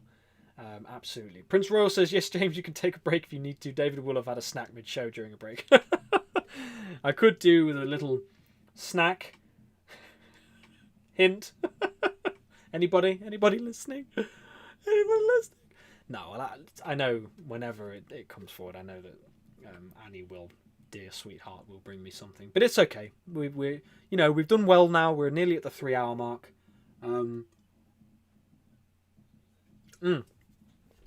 Next week I might bring, and I might put a couple of blueberries over on the side. I can hear the footsteps going. Thank you, Annie, darling. I appreciate that. She's bringing me a banana. Okay, right. So, Martin Crawford's forest garden, again, 2 acres. So again, guys, why are we going through this? For anybody watching, why are we going through this? Because this, as practical and modern as it might seem, this is connected to our ancient history, it's connected to what's happening to us now in modern society, and it's connected to our future. And these people are doing it. And a lot of you who are growing and doing wonderful things, you're doing it. You're making it happen right now. So I didn't manage to get the information for there, but next week, if we recap, I'll hopefully be able to gather that. It was quite, I couldn't get it all done in time. But his website is agroforestry.co.uk, if you want to check that out. Hello. Hello, dear. Thank you very much. We're saved, guys. I won't faint midstream. I might mute my mic. You might hear me while I'm telling you this, but I'll just take my camera off and have a quick bite, if that's okay. So Martin Crawford is obviously agroforestry, and we'll have a look as some of the Hungry James sounds like a character waiting to be unlocked, similar to Tramar. I think so. I did actually say to somebody that I said to Andrea, actually, that the pixie frog was my spirit animal. So the pixie frog is supposed to, Andrea, you'll have to let me know, but eat like crazy. It's my spirit animal for sure. So thank you guys. And I appreciate that, Andromeda, and thank you as well to Human and Asana for the laugh. I appreciate that, guys. Very kind of you. Annie is an angel. She is indeed. Absolutely. So I'll just come off here. We're actually close to our... when is our next... Hold on, let me just double check here, guys. 2 hours 52. So we're a little bit late for our meditation. I'll just take a quick bite to eat, and then we'll go over. Appreciate your patience, guys. Just a little recharge here. I already feel better. Zoichka says, we have the Lion and Hungry James now. Gosh, don't joke at all. I think that's funny, because in my post, I was very liony. Let's put it that way. That's better. Okay, guys. Annie to the rescue. I probably shouldn't have come straight to my camera, but I thought you might find it funny. Blood sugar levels are rising, guys. We're making it happen. Thank you for your understanding and patience. Anybody who doesn't like eating on camera, I apologise. At least I'm not going to collapse. Oh, bless you, Asana. What a beautiful comment to make. We really are family. We are. You know, we are. And I know that any one of you would have done the exact same thing during this live to help me. So, Lucas, Annie, thank you for helping me to not implode. Okay, right. So, with your permission, guys, let's go into our next meditation. I know we're going through the forest gardens, but hopefully the information that we have gone through, Hamster as well, that's another alter ego, Hamster James. Hopefully you've enjoyed the flow of today's live. I think that I like the Shapeshifter. Welcome. Thank you for tuning in, my friend. Unfortunately, you have tuned in at a time when I do have banana munching. So hopefully you're okay with that. 3 hours in a humid room after a very hot day is quite something. I've drank a lot of water too. I don't know where it's gone. I don't need a pee yet, but it's gone somewhere. Andromeda says we don't mind you eating, at least most of us. I appreciate that. Very kind of you. And Crystal says, oh no, that's okay. You need to eat. We can't have you perishing. That wouldn't be very good for you or us. No, I don't think it would. Shapeshifter, did I miss the entire thing? Bless you. We are near the end, my friend. But listen, you can watch the replay, and if you are available to tune in next Sunday, please stick around. But we have 2 meditations, so you can be a part of the last 2 meditations, which is probably divine timing. You know, there's a wonderful lot of work we do there, and we are literally just about to do our next one. So thank you for coming and being present with us. Very kind of you, love you very dearly, and we're gonna get into it now. So take a nice deep breath. I already feel better, by the way. So after our little banana snack. Okay. So again, Shapeshifter, your presence here, really, really, really amazing. So don't feel sad. You're right on time. Divine timing. So, okay.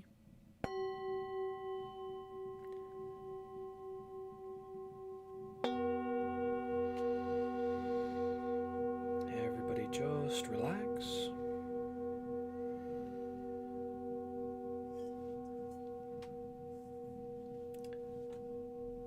Yourself into the present moment. I'm just going to check. Next time I will write this down so that I don't interrupt our live meditations. This meditation is going to be focused upon restoration and abundance. So close your eyes. Take a nice deep breath in.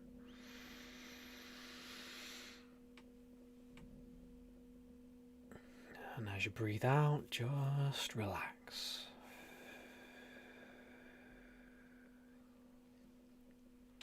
Restoration and abundance. So I would firstly like to invite you to bring your full attention to your heart space.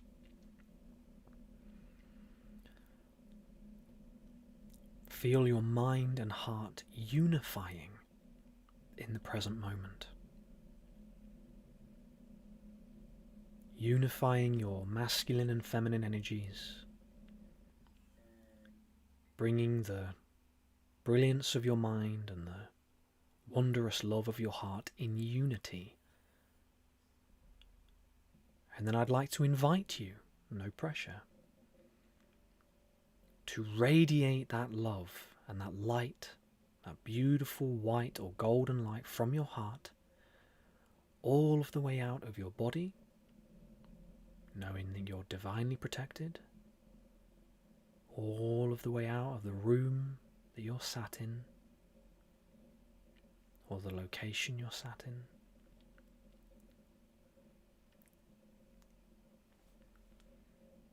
See that light radiating further and further out of your town or your location, out of your county, your country, and all of the way to envelop the entire planet.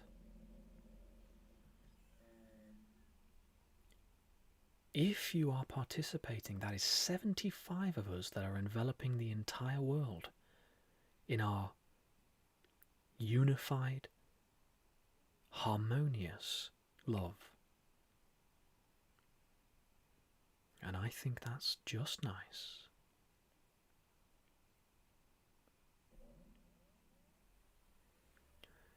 As we cradle and nurture the entire planet with the love from the centre of our heart, I'd like to wish for the most wonderful restoration and abundance for all beings, all people, man, woman, child, all creature beings, all of nature and wildlife. See the wonderful restoration, the beautiful abundance for all beings, so there's no struggle. Let the hedgehog find the little grubs. Let the chickens find the insects. Allow the bees and the pollinators to find the flowers, so that we can continue to have this wonderful abundance all over our beautiful planet.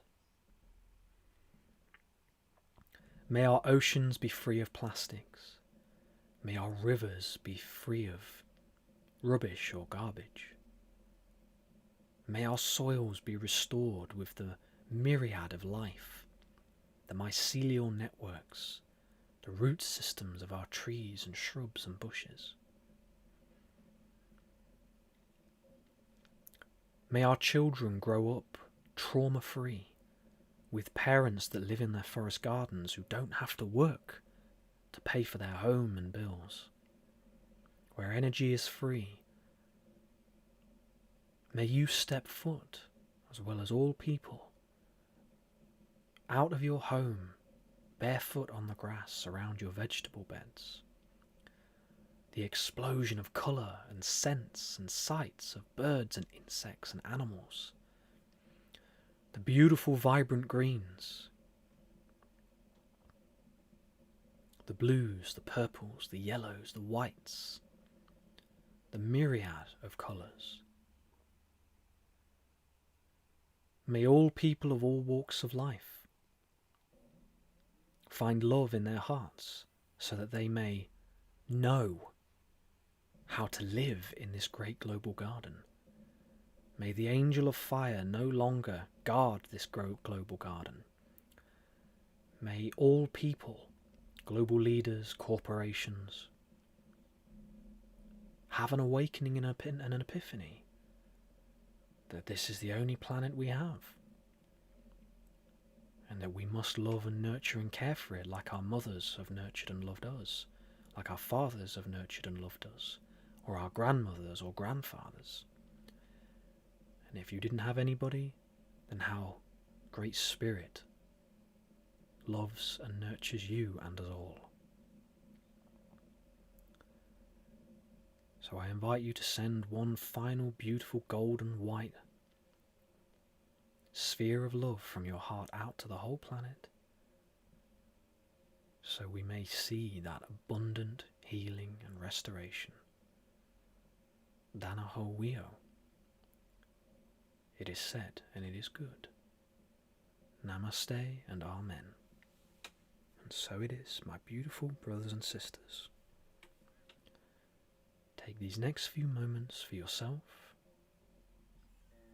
to share any thoughts you have, be present, and we'll return in just a moment.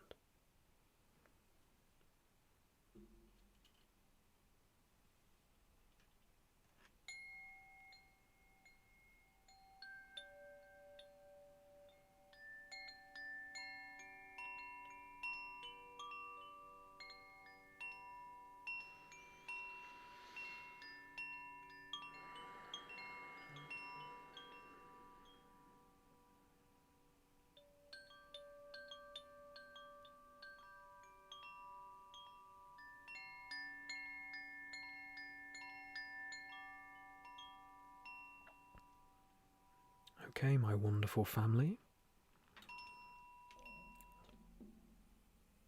Bring yourself back. Send our love to David, all the work he did. Again, once again, for the fact that we're here, present with each other. David's hard work, his decision to go up against the darkest energies of our planet. Thank you, David, wherever you are, here or not. Love you dearly. And just bring yourself back, nice and slowly. Thank you very much, Shapeshifter. That's a wonderful comment to receive. Very humbling. Thank you dearly. Andromeda says, this meditation described the Garden of Eden, heaven on earth. Thank you, James. This you're more than welcome, Andromeda. Thank you for giving your ears to me. And again, for you all to be present. The fact that you're allowing me to hold this space for you again is a deeply humbling and beautiful experience. So I appreciate you all very, very much. So bring yourself back. Share one thing that you might be grateful for or something you may have experienced. Kaylee says, we truly are learning as a collective how to transform the darkness into light. I agree with you. Suzanne says, I am grateful for peace and harmony in the world. Wonderful. And Suzanne says, beautiful. Thank you, Suzanne. Very kind of you. Alexandra says, I have the same copper bottle, actually 3 of them. Are you talking about mine, or did someone else mention it? I know we said that a bit further before. Very interesting. Zoichka with the love heart. Love to you, Zoichka. Thank you for being here. Great popcorn. Ah, beautiful. Thank you, great popcorn. Love you very much. Patty says, that was lovely. Thank you for all your time and work you do to get this together. It's my absolute pleasure. Thank you. You know, again, without you guys coming back, spending this time, it's, you know, you can talk to a wall and what does it do? So anything that I do and any word that you share with me is graciously reflected back to you, because without this community, you know, without us coming together, sharing what we do, it doesn't do anything, you know, so very grateful. Bonnie Binsky. That was beautiful, James. Thank you. I've been listening as I get work done around the house and yard. Oh, bless you. Thank you so much for being here. Thank you for being present, tuning in. Very, very kind of you. And I hope that your work's going well. Miem, thank you, James. Very beautiful. It's my pleasure. Thank you, Miem. I'm just going to... I actually trimmed these bits of my moustache, but before I did it, I could give a full-on retro moustache curl. I think it made Annie laugh quite a bit. Raina says, you can always take a break. Toss on some music. We would wait. No holding the bathroom breaks. Ironically, everything's all good in the hood right now. There's no desperation for any loo breaks. We're all good, but I appreciate all of your understanding. It's very kind of you. You know, again, last week, I do have to admit, last week I did a really good job of maintaining composure, because I think near the end it was getting pretty dire. But I won't make myself suffer, I promise you. We could do some music. I could pop on David's live, and I know you guys would be happy with that. So very, very kind of you that you're saying that. Shapeshifter says, happiness. After living my entire life in horrible trauma, I finally found peace. It's not perfect yet, but still big. Very grateful. I hope everyone finds it. Well, Shapeshifter, I want to thank you for being on this planet. You know, I'm sorry for what you've gone through, but, you know, from your words and what you're sharing, you know, feels like you've clearly alchemized it in a beautiful way. So I won't, even pretend to speak on it. I do send you my love. I'm sorry that you've experienced whatever you've experienced, but I'm deeply grateful that you found that peace. So that's really wonderful to hear. And again, I think perfection to me is the forest garden. So, we're right there with you.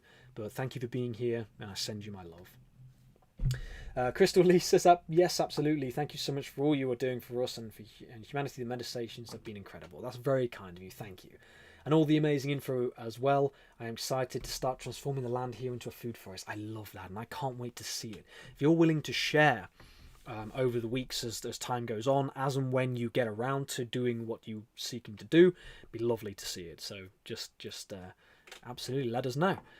All right, guys, where are we at? So we're 3 hours 9 minutes. Ooh, we're getting through pretty quick, so it's okay though. I really do like having. I thought it looks like a hedgehog on a cup. Yeah, Deborah, this is my microphone. I want to be careful. I don't want to drop the light, but so this is my microphone that I use. My dear mother, I've had this for years. In fact, if I'm not mistaken, either Paul, my friend Paul, helped me with this. Yeah, this is the audio improvement. So the first live, the audio wasn't very good, but this thing is just a chef's kiss. It's really lovely. But it's very funny. I kind of tried to sneak it slightly out of the way there. Absolutely. Shapeshifter says, I am a light worker. This was the job. I hope seriously do that everyone reaps the benefits of my work. That would be truly worth it for me. Fantastic. And well, we already are. So for you to share what you are, Shapeshifter, to share that powerful knowledge that you've been able to alchemize this and use your position as a light worker to transform it, that's inspiring already, So Asana says, Shapeshifter, if no one has said it to you already, you are amazing and you have lived the worst. From here forward, you are creating magic. I totally agree. I thought your mic was wearing a Russian hat. It is. This is our... There you go. We've got our little... I can't turn it round because it's getting me full on. But this is our Russian hat microphone. All right, guys. Right, so let's see here. So we're moving through. So we've got... What do we got there? 22 minutes left. So we will finish our last meditation with David. I did want to go through the recent crop circles and the apple of life, but we'll share that for next week. We'll go deeper into the fall of civilisations, the apple of life, and a bit more on forest gardens. And next week, I would like to focus upon the what we were talking about with the rainbow DNA, the rainbow body, the piezoelectric. That was I can't remember who mentioned it last week. Somebody reminded me of the research David did into the piezoelectric side of the pineal gland. It has gone out of my stratosphere in my brain. So we will go through that. I think would be quite cool. You guys will have to let me know. And another thing, if you guys have any topic suggestions that are particularly interesting to you, then feel free to come over to our communities. So don't forget, we've got communities out where we're all gathering outside of YouTube. I post in them all, so if you can't get to the Facebook one, don't worry. But let me know what you want to see. I'd absolutely love to hear it. Deborah says, great meditation, brother. I appreciate that very much. And Annie says, my heart goes out to you, Shapeshifter. The path of alchemy is the utmost powerful, and you are here of deep understanding and service. Humanity needs you. And likewise, Annie's an alchemist herself, and she is doing beautiful and wonderful things for humanity and will continue to do so. So, again, we're all doing wonderful, beautiful things here. Patty says, I love that you are bringing David in. Absolutely. Patty, I think you've been with us for a little bit now, but in the beginning and the end, we always start and finish with David's meditations or some of David's words. I miscalculated this one. I thought he was talking about more, but I didn't, again, when you're doing slides, you're making graphics to post out, you're posting them across all of them. It's quite a bit of work. But we did the meditation. It was really lovely, and we will finish with the meditation too. Okay. What can we finish with? So I think we, from the forest gardens, we could... let's keep going with the forest gardens. So Martin Crawford's forest garden. Here we are. Whoopsie. There we go. I'm going to take a little bite, guys. So if you hear a bit of a crunch, 1 second. Ah, X-Ray Mind. Thank you so much for commenting. Sorry, excuse me.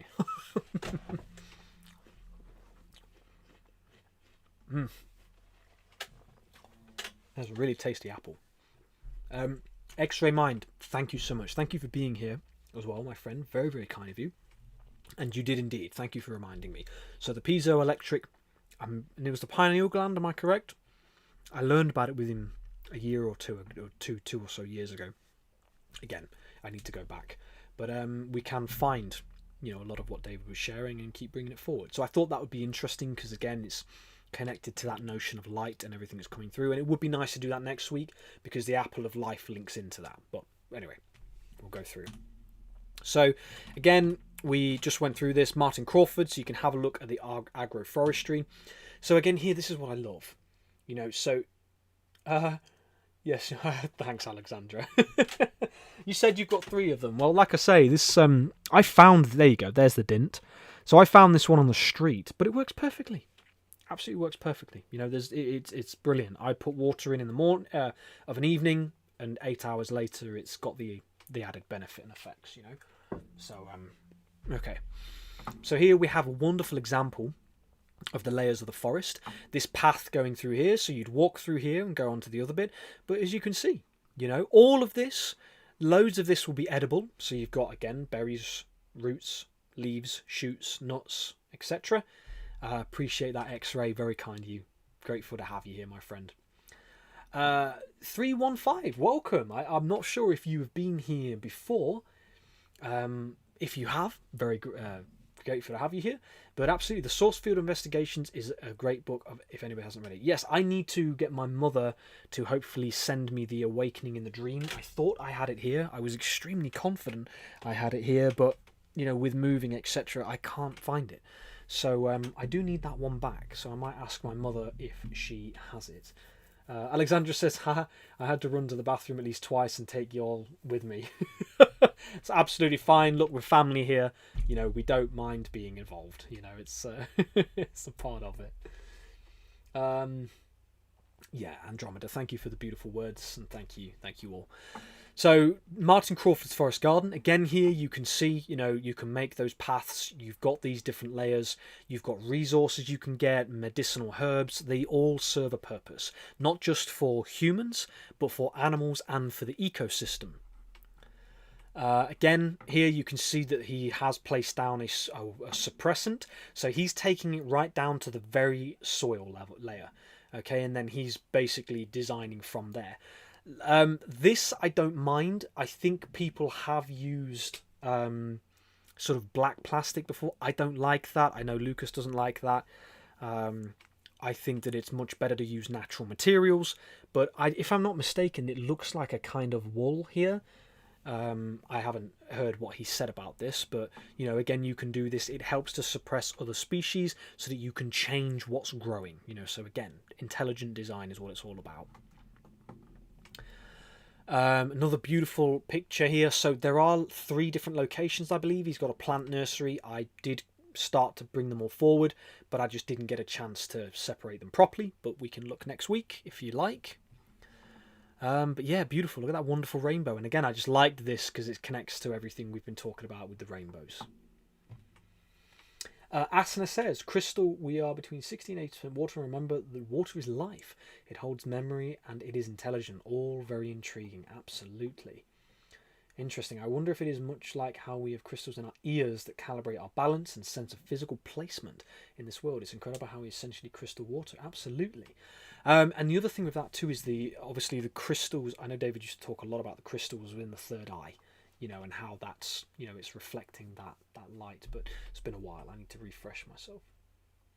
No worries, 315. It's a pleasure to have you here regardless. We will be live the same time. It's exactly the time David used to go live. I try to notify everybody. So, anytime you can tune in, it's an absolute pleasure. Patrick, welcome, my friend. What a gift. Thank you. It's an absolute pleasure, my friend. Thank you for tuning in. Very kind of you. If I see your profile picture there, looks like you're a bodybuilder, my friend. I resonate with you. I'm enjoying my training very much at the minute. Feeling very good, very strong. I'm back up to 40 kilos with really, really good, solid, slow form on my dumbbell press. So sorry guys, just getting a little gym talk in there. So Deborah says, do you live near any crop circles, James? Not really. I'm about 6.5 hours away, give or take. However, I have been to 3 of them, you know, and one or two of them had a really interesting effect. I know, Asana, but I know it did. But I was just making sure that we were on track with that. But yeah, you are right. So anyway, maybe I need another banana or something. But no, I'm joking. I'm all good. All right, guys. So 319. So actually, very quickly, we're going to go to David's meditation. But let's just finish this off here. Okay, so the next one I wanted to show you is the Center of Alternative Technology, which is about an hour from me in Puis, just down the road. But we will get to that next week. So let's come and spend the last period of time. So we've got 13 minutes. Let's spend this time with our dear David, once again doing his global peace meditation. Love you, brother. 24 to 30, so that's 24 to 36 minutes, so that's plenty of time. Okay, and then we can say our goodbyes. Let me just quickly grab this here. Sorry. Global peace meditation. There we go. Start from here. All right, guys. So if you're sorry, if you guys are ready, we will come over again to David's meditation and finish with his words. So I will mute myself now. Before I do that, send you my love. See you on the other side.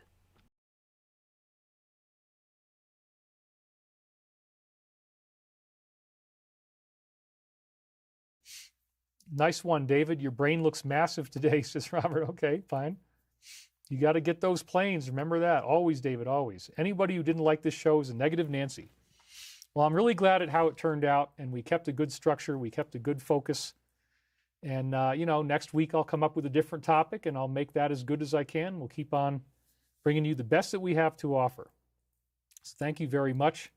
Let's start our global peace meditation so that we can get done within the right time frame. So here we go. Let's go for this. So I'm going to start here on the close-up shot. All right, so let's close your eyes. Put both feet flat on the floor. Take a nice deep breath now. Pramil, thank you for the donation. Let yourself feel at peace. Feel the flow of the positive energy of the universe as it moves through you now. Letting yourself breathe naturally and effortlessly.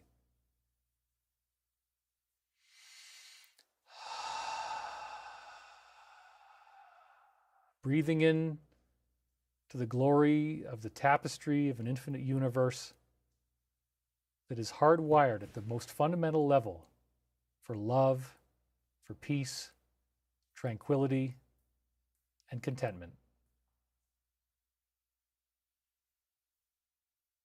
Feel this universal power of creativity and service and love surging through you, healing DNA, healing your cells, lifting you up like never before.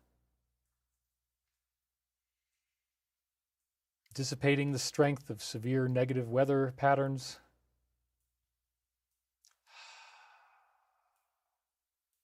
Using this meditation effect. Feeling all those areas of conflict in the world resolving, the stress alleviating. Seeing how it all becomes whole and new like never before. We are so grateful for all these positive gifts that the universe gives us. The hardwiring of universal energy. And if any ads come up during this time, you just do not lose focus, but just hit skip and stay right in the flow with me now. We thank you, Father, Mother, God, for the glories of what you've shared with us, for the gift of our lives, the gift of positivity, the gift of the radiance that you have to give us when we understand that the field effects of the universe itself are built to harness the positive, to feel that flow moving through our bodies, to feel that flow moving through our lives, knowing that we are always in a place of pure consciousness, and that from that place we are actually healing the world, healing the free will of others who might want to do harm, helping them become more peaceful and positive themselves. We are so grateful for what you have shared with us, universe, for your positive teachings, your wisdom, your knowledge, your understandings.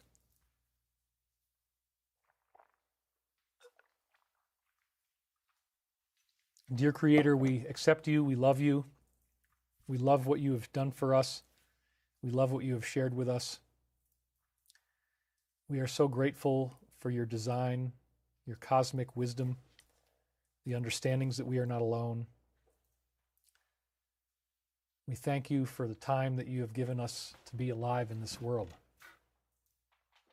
to share what we need to know with each other in a format like this, with 3,000 people watching live through almost the entire 3.5-hour show. It's incredible. Thank you all. Thank you for being here. Sending this healing energy of positivity and love to all those in need of prayer and healing in the world. Feeling that consciousness rising within us. Feeling the stillness, the resplendent glory that casts aside the negativity that seems so overwhelming, that revivifies us with the loving consciousness that has been scientifically proven.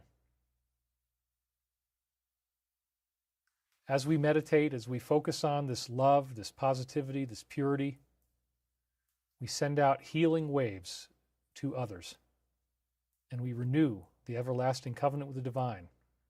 As I do these things, so shall you do them, and greater things, for I go unto my Father, Mother, God. And so it is. Amen. All right. Now let's come on back into the room. It's so great. Thank you guys for being here. Wasn't this fun? We had a great time. People said they were very far out. No cigarettes, ham, fireworks, and bacon, the horror. Yeah, we didn't quite get into that one today, but anyway, let's see here. We got some donations came in. We had Pramila Kalaga, and we had D.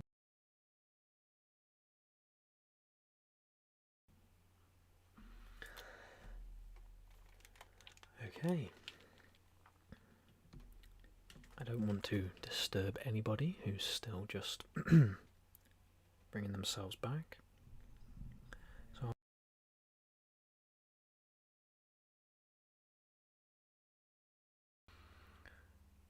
it's always very nice to finish with David's lives, his meditations, what he shared, who he was.